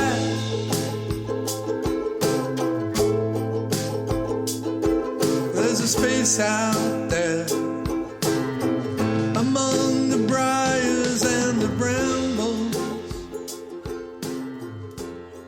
Yeah, good. You did it again there, where the keyboard comes in, in the second verse for those kind of lower-ish notes. I like that touch. But yeah, wow, this is an epic. When did you write this one? This was, I think, one of the first songs. I think. Let me go back through my lyrics. I think this is one of the first ones that I wrote for the album. quite a long time ago. And it's certainly one that I've had recorded for a long time. Yeah, this was written March 30th of last year. Was the first time I wrote down the phrase, "You're my last chance." And in fact, I'm looking at it now. Not last year. Wow. Okay, sorry. No, March 30th of 2018, I wrote down the phrase, "You're my last chance." And then in October of last year, I came up with the other bits. And then "The Paint is Peeling" was from another bit. And then the "He Couldn't Half Play Some Mean Castanets" bit was from another thing. So it's a mixture of early 2018 having the idea and then taking like a year and a half to kind of finally get it all put together. But this was a song where the lyrics were essentially pulled together from 3 other sets of lyrics that I was writing. I had like 3 half-finished songs, and I'm like, I don't like any of these by themselves, but if I throw them together, they might work. Yeah, and then listening to it, I'm like, oh, how many rhymes is he going to go for with this brunettes and castanet? You know, Right. I love it. Pathologically obsessed with brunettes. That's a Dylan thing that he in a few songs where he just keeps on going. You know, Yeah. especially on Blonde too, I think. But yeah, nice touch, way to end it. And you finish the album and it's been 17 tracks, and I'm not joking, folks. You want to start again when it's over. Well, Johnny Unicorn adding, again, what feels to me like a George Harrison Cloud9 era horns over the chorus, that bop, bop, bop, bop, the kind of pop horns over the chorus. It just elevates this song. I don't know what I would have done without those horns. This song would have been fine. It would have been melodic, and the lyrics I love, but the pop horns over the chorus, for me, just when I hear it, I'm like, oh my God, that's like Harrison and Lynn working together in the 90s. Well, you did it, John. Congratulations. And, just, I don't know about you. I finished an album, and I want marching bands. I want to be on the cover of the Rolling Stone. Yeah. And tell me about it. It doesn't happen. It doesn't happen. And there's a few moments of devastation. Yes. And then just back to the next. Is that where you are right now? Sort of where I'm at right now. You're not even kidding. About 10 days out from I knew the album was going to be dropped on my birthday, Feb 12th. And about 10 days out, I knew that I had all these collaborators that I could kind of put video and imagery out around that. I had all those photographs I was talking about earlier that could kind of help explain the album. And I said to Kim, I'm like, if I'm going to do this properly, do I need to set up my own social feeds for all these things? I already had the Miscellaneous Plumbing Fixtures Twitter feed, but like, should I have an Instagram thing and a Facebook thing, and should it all be unique, or should I just do it through the diner like I do a lot of the time? And she's like, no.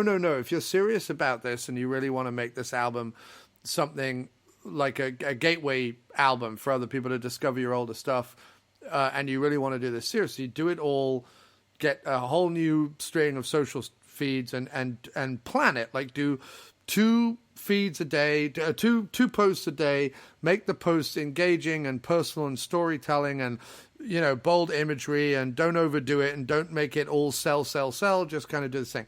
So I started to do this thing, and I planned it out, and I had the 8 collaborators, and I had the music video that was dropping, and I had these imagery from Secondhand Scene that I was talking about earlier, and I was putting them out twice a day, every day on social, and they were getting likes and responses and retweets and posts, and people on Instagram were like, oh, I'm so excited for the album. And then the music video dropped, and people were like, oh my God, we love this. It's like Leonard Cohen and the Kinks and the Rolling Stones, and people were just like naming all my favorite people and saying that this song was like it. And I'm like, wait till they get a load of the album. Like, I got all excited.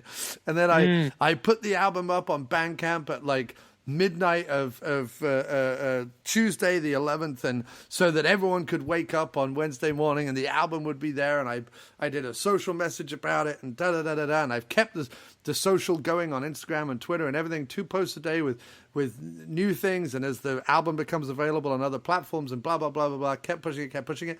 The first day about 7 or 8 people bought the album, so that felt fantastic. And then nothing. Yeah. And then I didn't expect it to sell 100 copies, but like there was just this build up to it being released. It got released. I got very excited about it, and then nothing. And I know that that's down to like I have to keep making people excited about it in different ways, but yeah. Well, if you're gonna do one angle, I thought of is. This is the song I wrote and performed on my for my wife on my wedding day. You know that I don't know if you've already done that, but I feel like a lot of people would be curious to click on that. You know what I mean? Yeah, no, and I'm once the album is up on Spotify, and I can share listen to links, then I will go through the individual songs with imagery and a link to accompany it. At the moment, because it's up on Bandcamp, I don't know what happened, but DistroKid, like it used to be, you uploaded it to DistroKid, and within 3 or 4 days, it was on all the streaming platforms. Now it took 4 or 5 days just for DistroKid to send it to all the other platforms. So I'm a little. They didn't tell me it was going to be that long, so I'm a little annoyed by that because I put it up on Sunday to DistroKid with the idea that certainly by this weekend, or this weekend just gone, that it would be up everywhere. And it's only now started to hit the streaming sites today. So I'm kind of a bit annoyed about that. It will have been almost an entire week by the time the album's been out on Bandcamp for it to hit the other stores. But that's fine. It'll give me another chance to push it once it hits Spotify, which is still the largest streaming service despite all these other platforms. So once it's out on Spotify, I'll kind of do the album's out again kind of thing, and then can start to talk about the individual songs.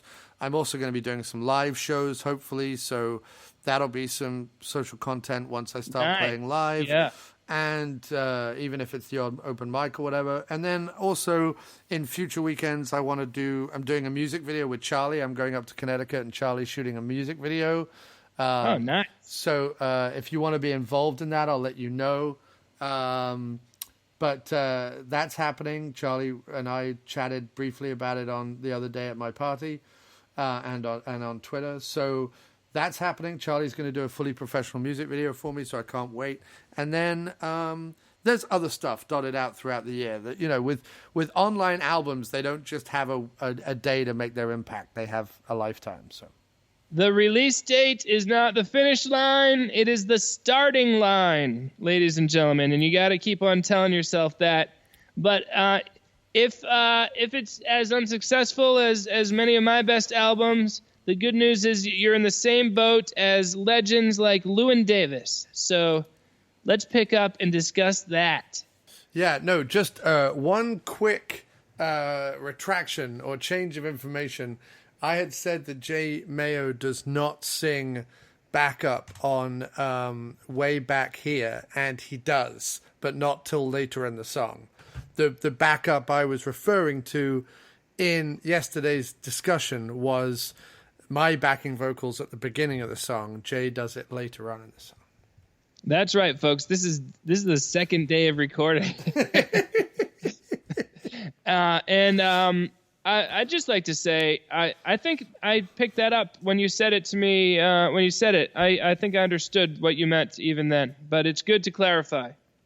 Very good to clarify. One does not want to minimize Jay Mayo's incredible contribution. Yeah, he's important. He is very important. Yes, he is. Yes. Jay Mayo. All right. With that... Let us talk. I also realized that I've just messed up your beautiful segue that you did last night, but I'm sorry about that. No, it's fine. But let us talk about the film that Wikipedia weirdly describes as a 2013 French-American black comedy drama film written, directed, produced, and edited by Joel and Ethan Coen. That's an exact quote from Wikipedia. I don't know what the French-American thing is. I don't know what the black comedy drama film is. That's what it says. I like film. That's delightful. Well, the thing about Wikipedia is that anyone can write it, and the people in charge do a great job of keeping tabs on changes that are made and getting things back. But sometimes some things slip through, like the film. The French thing, I'm assuming some of the producers were somehow from France or something. All right, okay. But I don't know. And I've watched it at least 15 times, and I have a few issues with it that I definitely want to mention. But for the most part, I'm just happy with it. The more I see it, the more I like it. And and it's about a struggling musician. We can relate with that, right, John? We can definitely relate to that. What's interesting is it's also a movie that sort of, well, certainly with Oscar Isaac, Carey Mulligan, and Adam Driver, had some actors in it that I feel got much bigger right after this movie. Like, I know Oscar Isaac had been in a bunch of stuff before, but after this movie, he's in Star Wars, and he becomes like Oscar Isaac. He becomes this big thing. Right. And Driver, more so, yeah. Adam Driver. He's got to have been in Girls around this time as well, which I know was a big thing for people, because this was 2013, and Girls has got to be around there sometime. Girls started in 2012, so he was definitely on the cusp of becoming a bigger deal.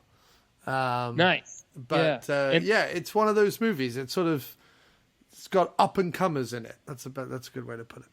Yeah, and Llewyn Davis is almost up and comer.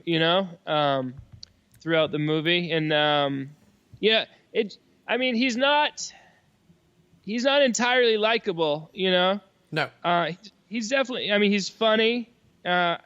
He's a good performer, but he can't get out of his own way. And Carey Mulligan even says it at some point, like, don't you need to try, in order to make it in the business. You need to put some effort in. Whereas he just he seems to just feel like it should be given to him, sort of, right? Yeah, I've got a question for you. How? Because what I came away from inside Llewyn Davis, and I've probably seen it 2 or 3 times, is that I don't think the Coen Brothers are saying this guy is this amazing performer, this amazing singer-songwriter whose stubbornness and nonsense gets in the way. I think he's, because the whole bit at the end with like Dylan showing up, I think is meant to say, no, this is the guy everyone's going to pay attention to. Because all Llewyn Davis seems to do is sing other people's songs since his partnership. And I've got this idea, no one, whenever he plays for anybody, it's not like people are, what am I trying to say?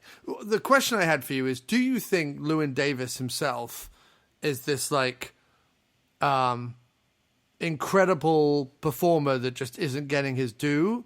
Or do you think he thinks he's this like true musician guy, but really he's ten a penny? Like there's any number of people who can like play folk songs. I think he's good. I think he's far above average, if not very good. I don't know, but I think he represents like just like being being a little bit off in terms of opportunity. Like he represents the 1950s folk, like 1950s and early 60s approach to folk, and he's just maintaining that approach. He even, he's like, these songs have been around forever. They're not young, they're not old, blah blah blah. And he just wants to be that. And the freight train that is Bob Dylan is just going to come in and put push him out of the way. And so I think I like the music that he's making. I think it sounds good.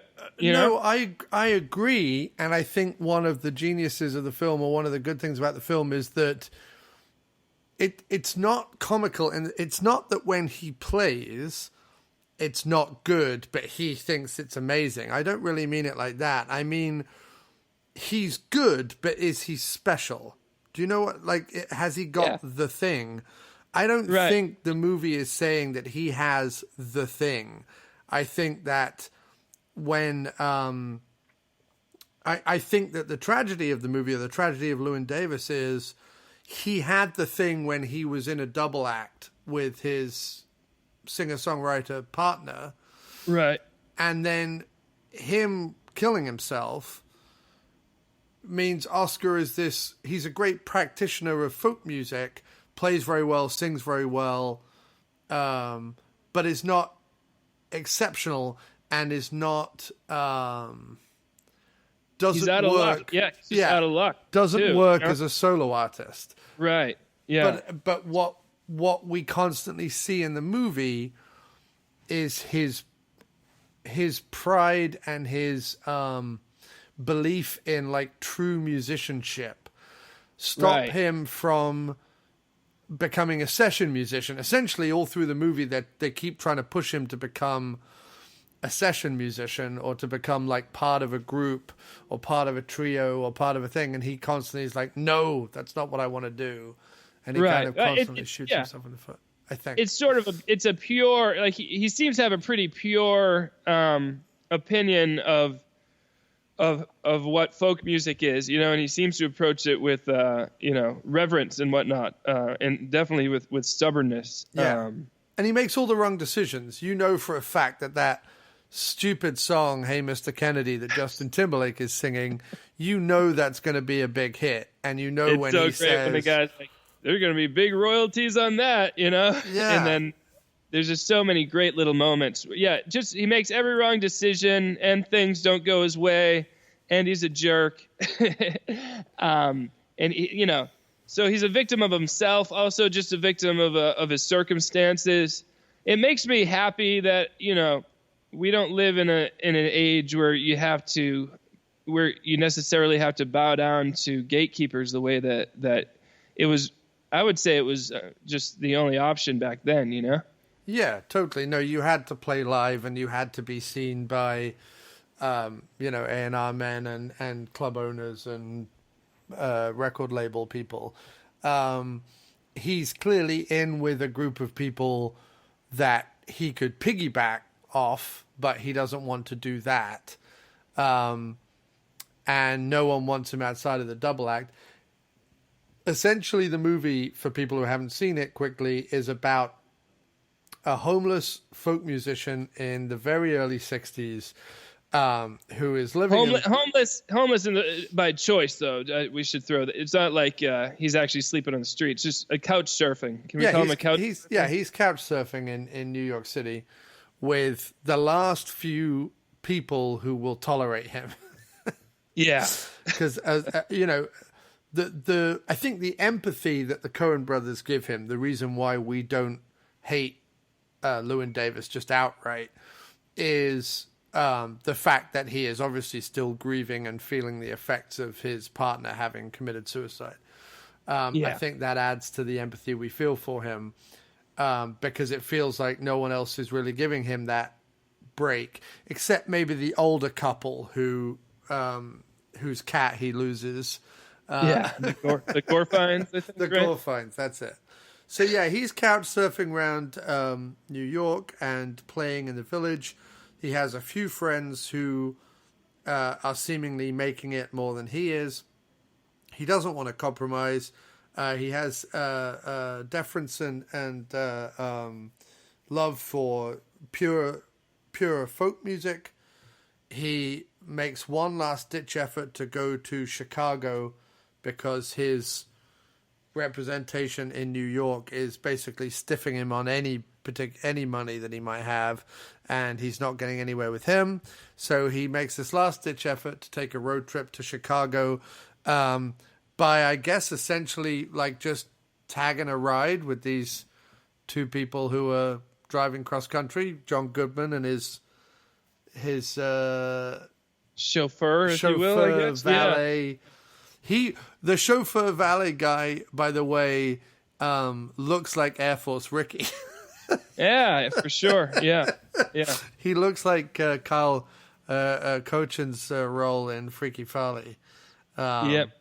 Which is one of my favorites. So I like that. He looks like a 50s greaser, essentially, and speaks very little. And then John Goodman is a bit of a ne'er-do-well. I mean, he's a heroin addict, but he's a bit of a ne'er-do-well in terms of, like, he's probably a gambler.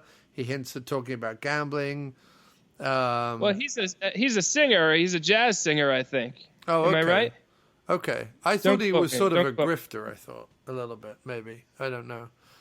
For some reason, I thought he was a jazz singer, but I don't know. I That's my main quibble with the movie is that the drive to Chicago. It's like, I guess they're trying to get across the point that it's a long, monotonous drive, and they're doing it by having like a long, monotonous scene. You know, Right. like if the time spent in the car was half as long, I'd be much happier because it just felt like the movie just kind of stopped, and we're literally just driving with these people. You know, and I don't know. Did that bother you or not so much?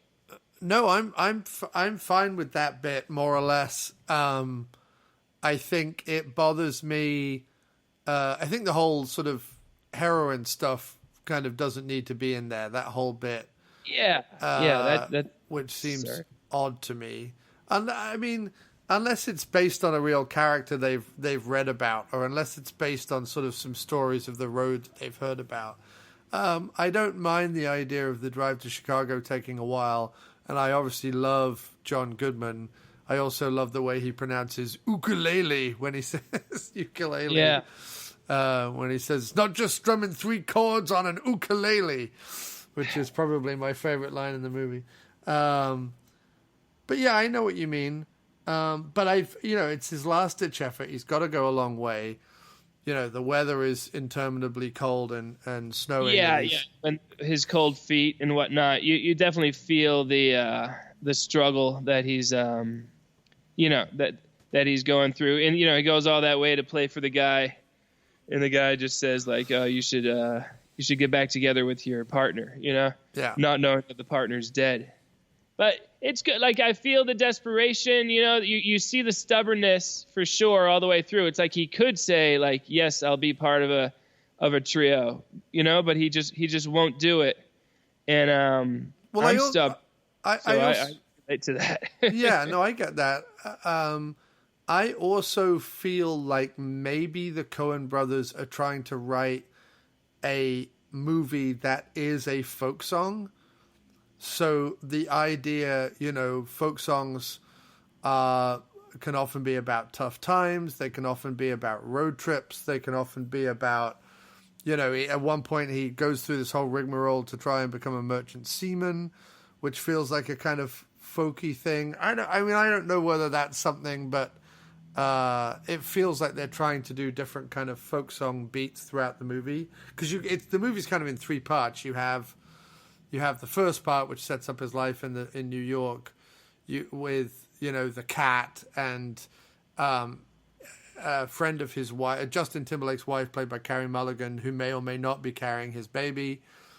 The fact that he finds out that an ex of his actually had a baby instead of having an abortion, so that when he's coming back from Chicago, he drives through Ohio.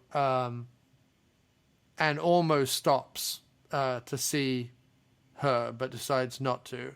And then you have the third half of the third act of the movie, which is the whole running around trying to become a merchant seaman again, and reconnecting with his sister, and finding out his father is having this rotten time in this old people's home, and all that sort of stuff in the third act. And then it kind of comes back around again, and he ends up just doing what he's always been doing. And I think that what's interesting about the movie is, like I say, he's not writing about any of those experiences. He's not trying to write a song, or, he's playing the same 5 folk songs he's always played. Whereas I feel like here are all these experiences that he's kind of either thrusting upon himself or are being thrust upon him that would make perfect fodder for a folk song, and he never writes it. Instead, Bob Dylan comes along, and whether Bob Dylan has lived that life or not, starts to write about it. Does that make sense? Yeah, that's a great analysis. But and the question is, like, who's right? Is Dylan right for writing these new folk songs that are whatever they are, or is Llewyn Davis right for maintaining the tradition? I guess he's just doing a different thing, but just what's popular is gonna change. It's just like it's just looming over Llewyn's head. It's because he's gonna stubbornly keep doing his thing. Then the tide is gonna shift in the opposite direction, and he's just gonna be left out to dry. And it seems the filmmakers are just kind of like sitting back and watching it and say, kind of like, yeah. And we'll leave Llewyn here, bleeding in an alleyway. Right, and I think that maybe the fact that the Coen Brothers bookend it with it's seemingly the same person. But... It is the same. It's the same. Yeah. And that bothers me too. Like, I don't understand, why do they start with a flash forward, into the alleyway and then go back 7 days only to return to it? Like, but do they make it clear that it's going back 7 days? Yeah, it's the same. It's the same guy. I mean, they show you. But I mean, does he? What I mean is, like, do we see that scene at the beginning and then it say 7 days earlier? No. So I don't know why they do things like that in movies. Like, they want to be mysterious and whatnot. And meanwhile, I'm just like, what? How is this? They trick you into thinking it's the next morning, but it's really about a week earlier. But I wonder if it's not meant to say.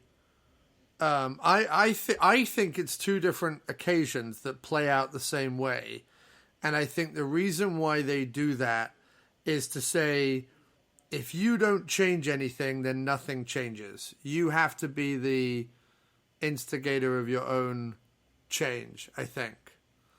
I don't know whether I'm reading too much into that. Yeah. Well, I mean, you're right about that. You're right about what they're saying. But I'm pretty sure that I'm 99.87% sure that... It's exactly the same scene, yeah. Yeah, it is. It's the same guy, and he talks about like what he did to his wife. The guy's mad at him because he drunkenly interrupted the old lady's performance, on the auto harp. Yeah. And listeners, let us know. Let's find out who's right. 347-669-0053.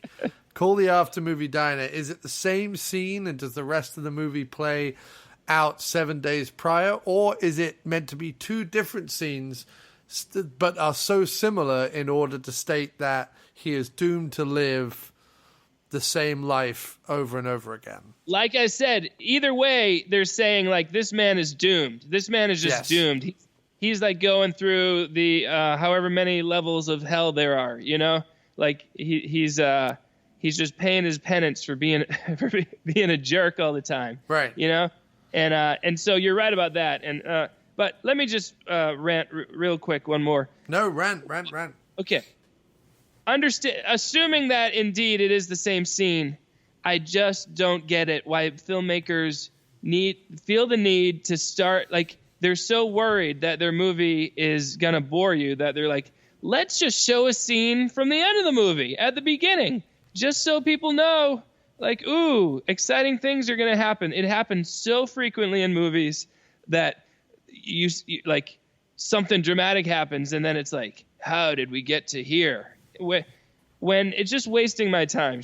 Every scene should be shown once. It's really unnecessary. So are you not a fan? I think one of the earliest movies I can think of doing that is Sunset Boulevard, which literally starts with the narrator dead in a swimming pool and ends with the narrator dead in a swimming pool. Sorry to spoil that for everybody. It's a movie from 70 years ago, whatever. Yeah. If you didn't know that the guy in the swimming pool at the beginning of the movie is the guy narrating the movie, then I'm really sorry about that for people who haven't seen Sunset Boulevard.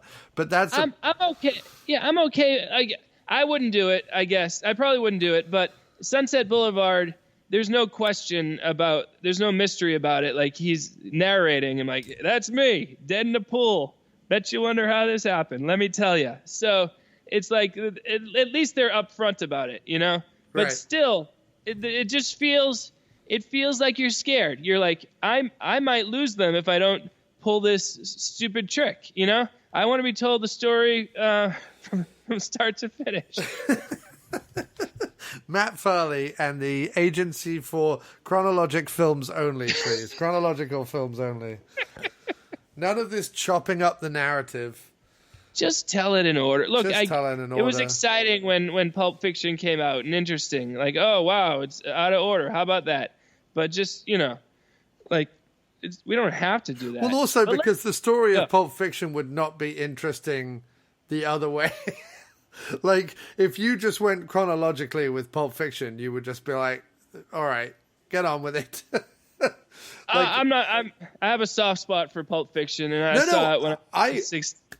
I love Pulp Fiction. I saw it again, myself when I was 14 in a midnight screening. But I think if you try and unravel that movie, because the beginning and end of the film is in the middle, and the end and the what am I saying? And the middle of the film is the beginning and end, sort of. Yeah. If you went chronologically, and I think he cuts it up in the way that he cuts it up to make it an interesting narrative. Otherwise, it would just be a story in which it would just be a stream of consciousness in which stuff happened and ended with Jules's death, essentially. I would have been, if they told it in order, I would have been just fine. I still would have been. But what I love about Inside Llewyn Davis, other than the flashback quality of it and the long car ride, is just I'm happy in every scene. I think every scene's pretty much every scene's funny. Like, even no matter how, like, I mean, when the dad, you know, poops his pants in the while he's playing for him, I mean, that is some dark humor. But I mean, it's again being just like he's like Job or something, you know, and just every bad event is being thrown right at him, you know. And as a musician, it's like, you know, I can relate to that. I mean, I don't think anyone has pooped their pants while listening to my music, but that general lack of connection where I'm pouring out my soul in a song and someone else is checking their phone or something while I'm doing it, like just this calling that you feel versus the disinterest from the world. Yeah. So, I mean, what's funny is because you write a lot of poop songs, someone should have pooped themselves while listening to your music way more, but you're obviously not pouring out your heart in the poop songs. I mean, maybe one or two, but, and certainly the album, Meaningful Love Songs or whatever it is by the Short Love. Yeah. Mature Love Songs. That's it. Yeah. Mature is such the perfect word right there. Mature love songs. It says it's just a perfect. It sounds just the right tone. You can imagine the album with like some brown silk on it with a single rose, maybe in like soft focus. You know, what I mean? Like Mature Love Songs. That's perfect. It's one of the great comedic moves of my life, and no one seems to notice it other than you and a few other people. But thank you. I noticed it, and it's glorious, and people should look up mature folk songs. But outside of that, do you have this thing you were talking about? Like, you know, you're pouring your heart out, you're playing a song, and someone's checking their phone. You know, obviously we spoke earlier in the podcast yesterday in real life that about my album. And, you know, I put out some of those flyers today at work on the hope that, like, you know, because I think I'm relatively popular at work. I don't think I'm like the most popular or the least popular, but I'm relatively popular at work. And I don't talk about the creative stuff that I do very much at work. So I thought it would be a nice surprise to kind of be like, hey, I did an album and you can listen to it and da-da-da-da-da. And apart from and I mean this with all due respect because she's a wonderful human being, but apart from the crazy old woman in the office who doesn't really understand anything, apart from her coming up being like, oh my God, you do music as well. Apart from her, nobody else said anything. Like none of the like hip young people said anything or did anything or cared or listened or whatever, or even it's also so that's always a downer, because I'm you're constantly pushing, you're constantly putting stuff out, and you hope it gets a good response. But the other thing, do you ever have this where you've listened to a song you've done 100 times and you're like, oh my God, this is like, it's like the best song, it's rocking, it's kicking, it's brilliant, it's da da da da, and you can't wait, and then you sit down in front of your family or in front of your loved ones or in front of a friend or something like that, and you go, oh my God, you've got to hear this, and you put it on, and you can't tell whether it's the stereo you've put it on or the laptop you're listening to it on or whatever, but suddenly it just sounds awful. Like it's not what it is, it's the presence of the other people. Suddenly, you're hearing it through their ears. Yeah, it's awful. Oh, all the time. And time stands still. I press play, you know, and it's a 2-minute song, and it takes forever. And I'm just suffering and feel like, why did I do this? Yeah. Why did I do this? Oh. And I write 6-minute songs, so I sit there for what seems like an entire day while this song plays, and about 2 verses in, I'm like, all right, enough of that, on to the next song. I can skip it. I get so self-conscious, it's the worst. It's so painful. I mean, I try not to do it, but, obviously I can't do it with all my songs because there's too many of them, but still sometimes I'll just be like, I gotta play it for Elizabeth. And then I go up there and she has to pause whatever she's got on the TV. Well, that's the other thing as well. You're always running into someone else's life when they're in the middle of doing something else. They're doing something. They don't want to do anything that you're doing, but you run in, you'll be like, oh, please, if you, whatever, please just listen. I'm so sorry. I'm so sorry. Please just listen to this. Just listen, please. Now, I don't know whether this is me trying to say that I'm better than everyone else, because I don't mean it like that. But I feel like if someone I loved or a good friend of mine or something like that ran into my room unannounced and went, I just recorded this song and I really need you to listen to it, I'd actually be super flattered by that. Like, I'd be really happy. I'd be all ready to stop whatever I was doing and give attention to a song someone had written. I know. I mean, you've sent me MP3s after you've finished them, and I listen to it closely, and then I get right back to you, and I say, this is fantastic, or, whatever, and it's an honest opinion. And so I'm the same way.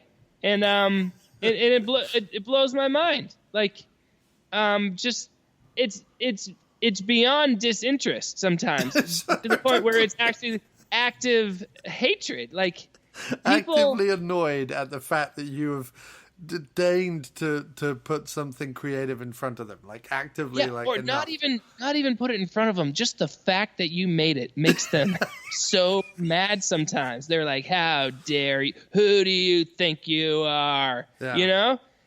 I feel I talk about the ancient forces of humanity a lot. I wrote a lot of songs about that last year. But one of the ancient forces of humanity is they don't want they don't want you. They don't want someone they know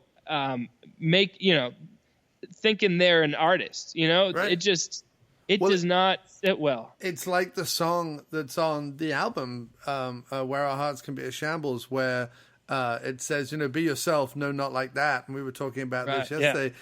But the same goes for creativity as well. Like, people, when they hear your music or they hear watch your films or read your books or whatever kind of creativity you do, people are always like, have you tried doing it this way? Because they're like, we think you've got something, and this takes it back to Llewyn Davis, but like, that's fine, but could you do it this way instead? And you're like, yep, I could, but if I did it that way, it wouldn't be me. So what you're actually essentially saying is, someone else, we'd rather be listening to someone else. Yeah, it's a real thing. It's a tough thing, and that's why I'm super excited and excited to hear other people's work. And I'm not just doing it because I think I should. Like I just am. It's like, oh, someone created something. Let me check this out. Wow, this is so interesting. And yet I think the fact that we do it just gives us that much more empathy and curiosity about what other people are doing, you know? Yeah, I mean, I just like, I just like the finished product of something, and I don't know whether it's because I know what goes into it or not, but it's almost like, to me, it's like magic.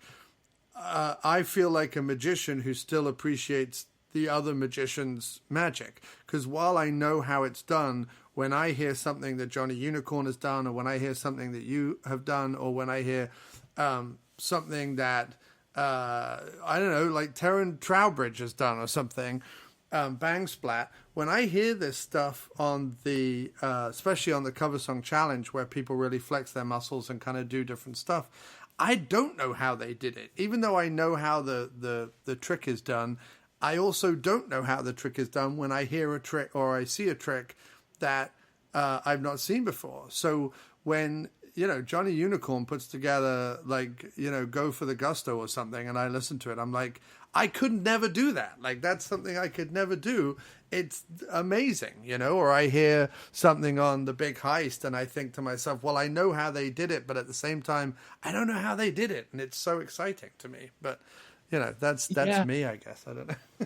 Yeah. So, you know, I'm nothing like that character. I'm very stubborn, so I have that quality of Llewyn Davis. But I'm a lot nicer. He's not very nice to people. Right. He's funny. He has a lot of good lines, a lot of good looks, you know.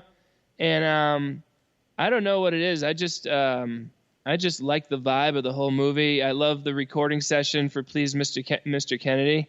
I mean, that is so hilarious. Like, yeah. Why? And I love the look of the producer behind the glass, you know, just kind of like barely nodding his head like, yep, this is what we want, you know. My like, favorite bit is Oscar Isaac when he's like, who wrote this? And Justin Timberlake went, well, I did. And then he immediately changes to like, oh, okay. Because he knows that, like, also, he, like, Jim and Mary, who are the couple, you know, he's really, like, he insults Jim's music. He's possibly got his girlfriend pregnant. He shows up at their house all the time. Like, he's the worst. Yeah, he really is. He's the worst, and life is throwing everything it can at him. Yes. You know? But I mean, as an independent artist, I know it's different these times than those times, but he definitely, like she says, he's not helping himself out. Like he could try, you know, and his viewpoint seems to be that making this music should be enough, is what he says. And like, right. And I guess in an ideal world, yes, but well, I have, you know, New York. Go. No, I have that feeling. I have that. How many albums do I need to put out on Spotify before someone realizes I'm a genius? And I don't really mean that. I don't really think of myself as a genius, but I don't mean that. But like, how many albums do I need to put out on Spotify until like maybe one or two songs you get your due? Yeah, 50 plays. I mean, that's all I'm looking for. I'm looking for 50 plays. But the funny thing you have is, a job though. That's the thing.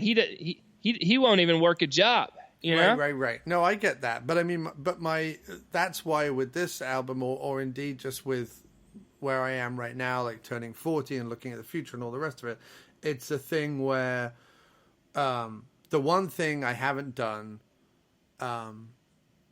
in terms of music is play live. I've not kind of gone out and like networked in the clubs or in the bars or whatever playing the songs live. So the one thing, if I'm Llewyn Davis, the one thing I could do differently, it's not like I don't want to be where I'm similar to Llewyn Davis. Is I don't want to suddenly join a band. Like I don't want to put myself out there to be like, well, I'll just be the rhythm guitarist in a band, or I'll be the whatever. I don't want that. I want to be a singer-songwriter. Like that's what I want to be. But the one thing I haven't done the one thing I could do differently, the one thing I could push myself with is playing live. So that's the next thing I'm going to toy with now that this album is out there and I have it off my back, kind of thing. But really, for the last 15 years, what I've been doing is putting music online and just being like, hey, look at me in my corner, and hoping something will change. Yeah, but it's cool. You've amassed this body of work, and I kind of, I've been doing a lot more live stuff than ever before too, and it just feels like all right, I can definitely put a few really good songs together and perform them live in a way that I'd feel confident about, and I'm sure you're at that point too. But have you looked into it deeply? Like, do you know how you're going to approach it? Well, no, what I'm going to do is I'm going to pull about 5 songs from the last 2 or 3 albums, the ones that I think I could play just me and a guitar and make them interesting. Because my problem is the multi-track thing. I multi-track everything, so me standing on a stage, just me and a guitar, I'm not a good enough guitarist that's an interesting proposition. So I have to somehow, in my head, make it interesting. I think the songwriting... figure out which songs are you can do in that way and keep their interest. But I mean, you have so many to choose from that I'm sure you'll figure out. So I need to do that. I need to get, like a comedian gets 20 good minutes, so he can go into any club and do whatever. I want to get 5 to 10 songs, so at any open mic, or if there's a bar down the road, the way station, that has 3 or 4 musicians on of an evening, and if ever they have a spare 15 minutes, that Andy, the owner, could say, hey, John, can you play tonight? And I can go down and do my 15 minutes without, that's 3 or 4 songs. I want to get to the point where I can do that, where I have a good 15 minutes, where by the end of it, it's like when you find, like I do karaoke quite a bit, and I know the 3 or 4 songs that I can kill on karaoke. I don't really need to worry about it anymore. And yes, it gets boring singing the same 4 songs, but it's always a new crowd. So it's except for the bartender or the host of the karaoke. So I kind of want to get to that point where I just have 4 songs that I can do so well that I'm bored of them, but everyone else seems to like them. That's where I want to get to. Yeah, well, you can do it, and I can't wait to hear about it too. It's going to be interesting. Jon Cross out there. Entertaining. Away.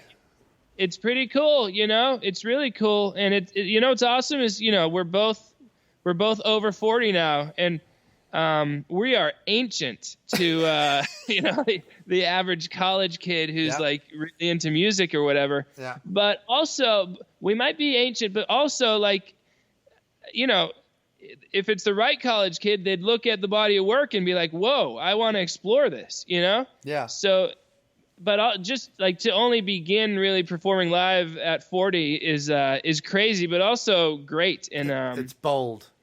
And we're a new generation of people who don't, it used to be, if you haven't, don't trust anyone over 30. And, it's like every rock star is in their 20s or whatever, but it's a completely different landscape.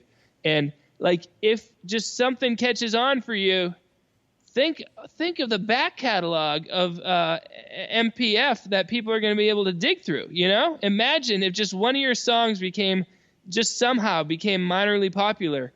Think of what the people would get to uncover, Yeah, it would be nice if, I don't know, once a month I went out and did a gig. Like, that would be nice. Like, I'll take that. That's all I want, is just to go. And not even like a big gig where it's like, good evening, New York City. Like, I don't need that. Right, just in the corner. Yeah, the corner of some pub, where people are barely paying attention. Yeah, I'll do that. So, yeah, Llewyn Davis, good little movie. I like the look of it. I like the performances. I love the music. The music is really, really well done. The music's great. I found the cinematography, while I really like the colors and the style of the movie, there's like a glossy TV quality to it, which I'm not a big fan of. I don't know where that came from. Well, it felt like they were trying, like, almost in a digitized way to make it feel like that era or something. Right, I don't know. Right. It felt weird.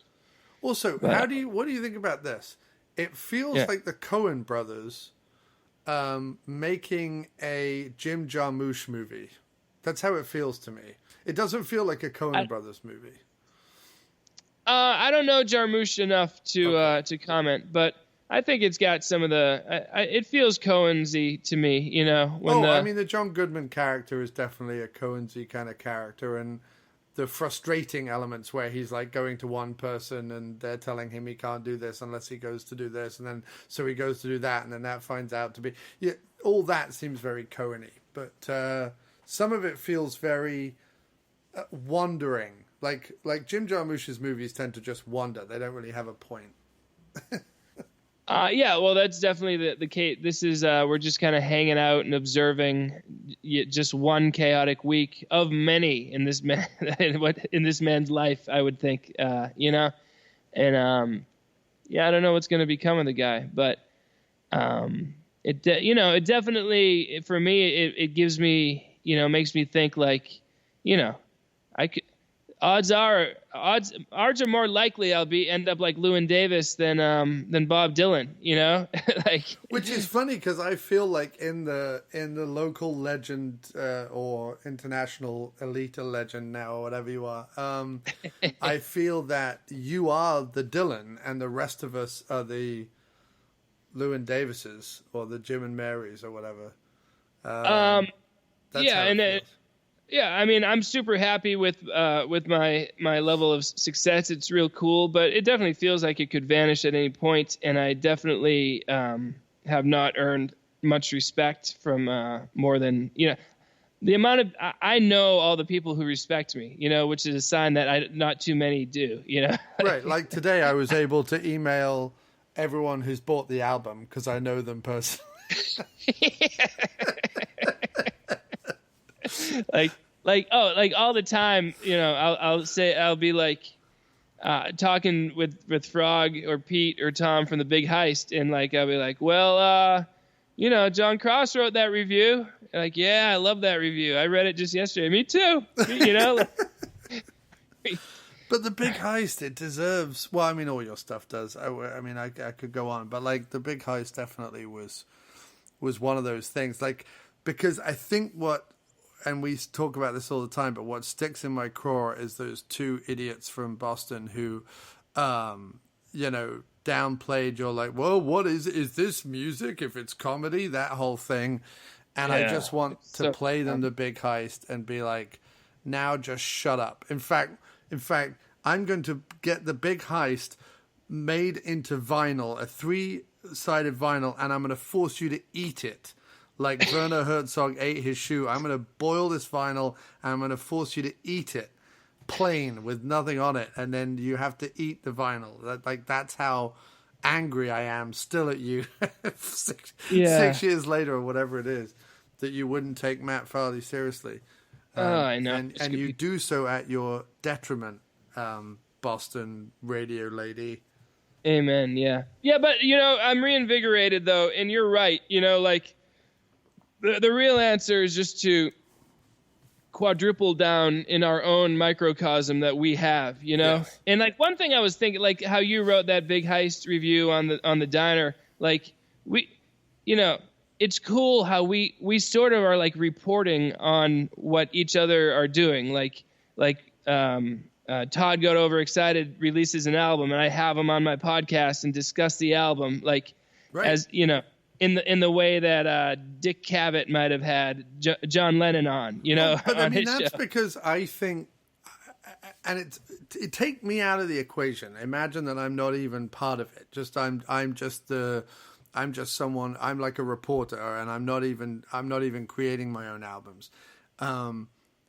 This to me, this New England / tri-state whatever, this thing that's going on is the most exciting thing going on in the world right now. Like the fact that other people don't know about it, that's their fault. Catch up or don't. See if I care. Right, exactly. Yeah. And I mean it. Like, I'm not just saying that because I happen to be in it. It's like when I first discovered Don Dola, the fact that there is this independent filmmaking happening in Baltimore and independent filmmaking happening in New England, that to me is the most exciting thing. That's way more exciting than anything coming out of Hollywood in the last 10 years.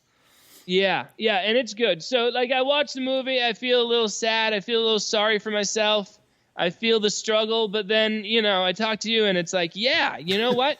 You know what's cool is in the face of everything, we're persevering, we're having so much fun, too, you know? And the difference is that we're not, in Llewyn Davis, he's taking advantage of that network. So he's taking advantage of the Gaslight owner, and he's taking advantage of Jim and Mary, and he's taking advantage of the old teaching couple.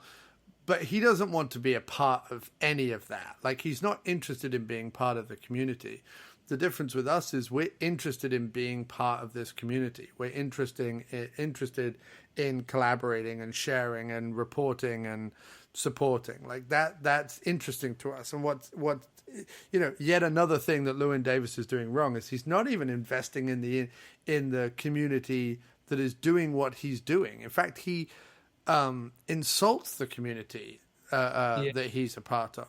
Like, all he does is sing other people's songs. And okay, yes, he does it well, but he just sings other people's songs, and it's no better than the woman with the harp up on stage and in the grand scheme of things. And he should be friends with her. He shouldn't be shouting at her. You know what I mean? Like, yeah, he deserves everything he gets. He really does.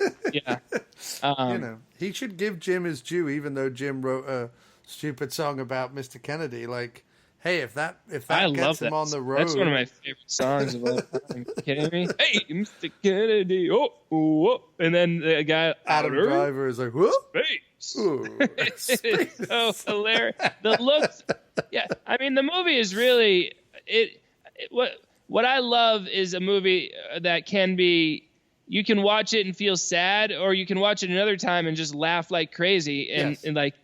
A lot of Kubrick's movies are like that, and a lot of the Coen's movies too. Like they hit these emotions, but there's always just a little bit of a subversion to the vibe, just to make it a little bit weird and a little bit funny. So it's a good experience. You can, depending on what mood you're in, you can sit back and enjoy the movie in different ways.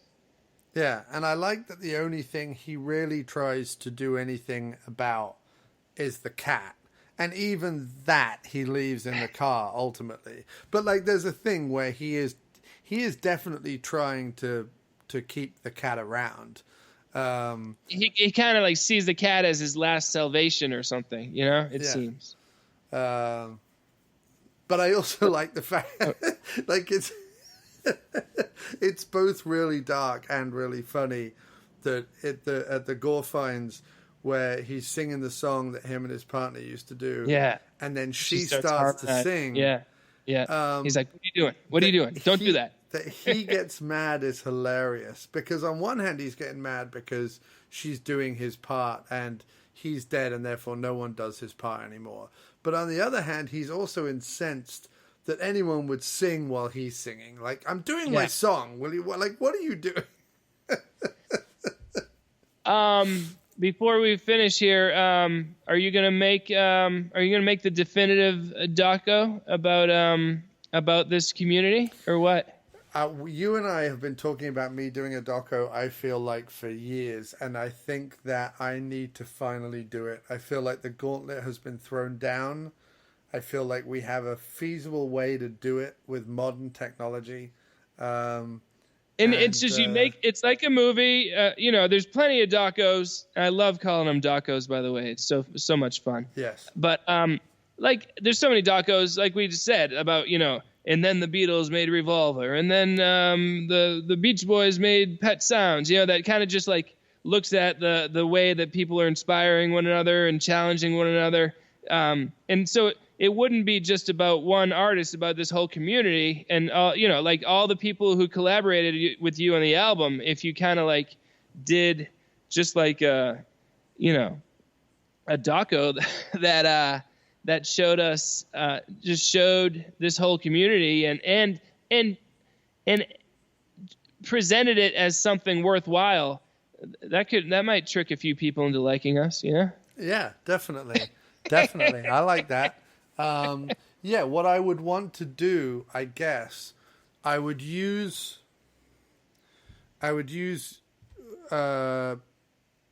probably the story of me getting to know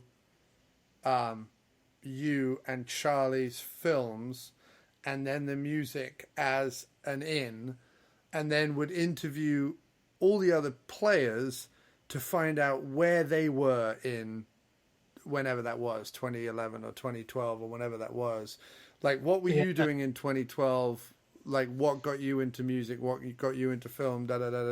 And try and sort of chronologically and linearly group us all together and see kind of where we all intersect, and use that as kind of the through line, while along the way hanging albums and movies off that and talking about those kind of things. I mean, it would be a lot of work, don't get me wrong, but anytime you can fill up like a minute of screen time by just having an album cover on the screen and playing a clip of a song, it's like, all right, there, we just filled 1/90th of the movie, and Of course, my dream would be to do it. I mean, I know we talked about like, well, I could do it on Skype and just sort of record Skype and kind of do it that way, which would have them film it on their end and send you the file at least with a slightly better video. But keep going. Right. No, but I like part of me wants to do it, and this is why my brain is the worst. Is it always it expands things way beyond what I could actually film.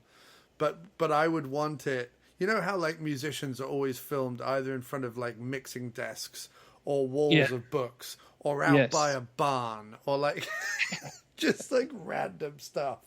I kind of want to do that. Like I kind of want to have, Jay Mayer out by his shed and smoke in the background and stuff, like he's lit a fire. Well, if you want to do it for real, there's nothing wrong with that. And that, I mean, it does make it easier to ingest when it's presented in that way, versus just some. I feel like out of the Northeast, we've got a good section of people, and then stuff like Johnny Unicorn and the Belgians and things like that, we would probably have to do via Skype or at the extravaganza or something.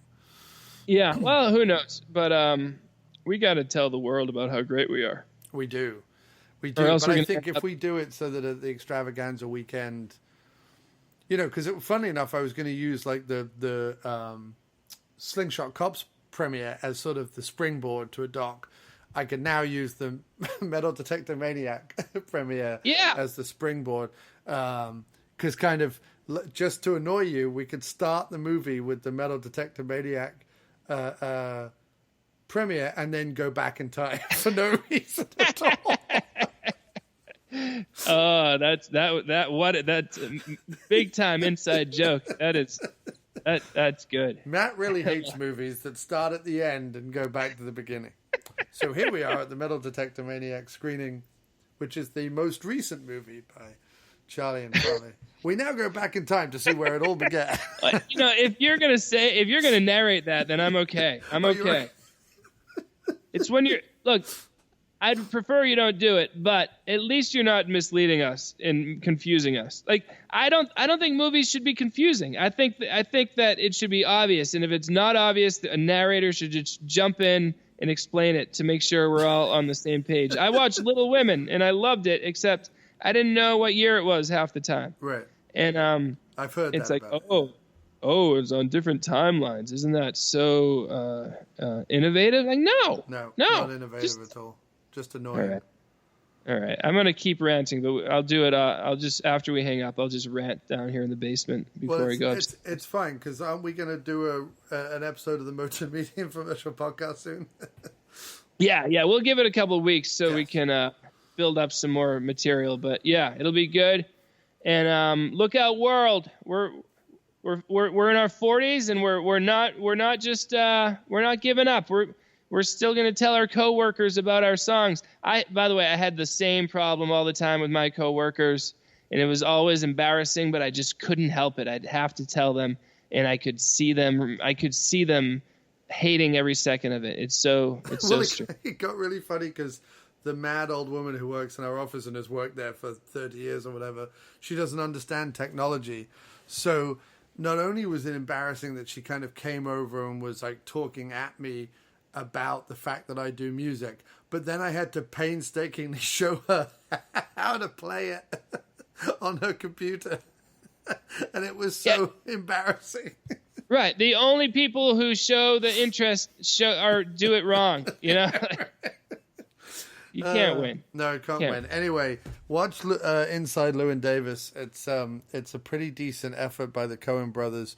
Not my favorite, but definitely reinvigorated my interest in it. Watching it again for this podcast, hadn't seen it in a minute or two, and it was nice to revisit it with Farley's eyes on it. I think I watched it with what I thought your interest in it would be, and I think I got a lot more out of it. Well, thanks for having me on the show. It's always a pleasure, sir. Thank you. This was a 3-hour epic. It's going back to the old days, dude. Woo! All right. Excellent. I'm going to stop now.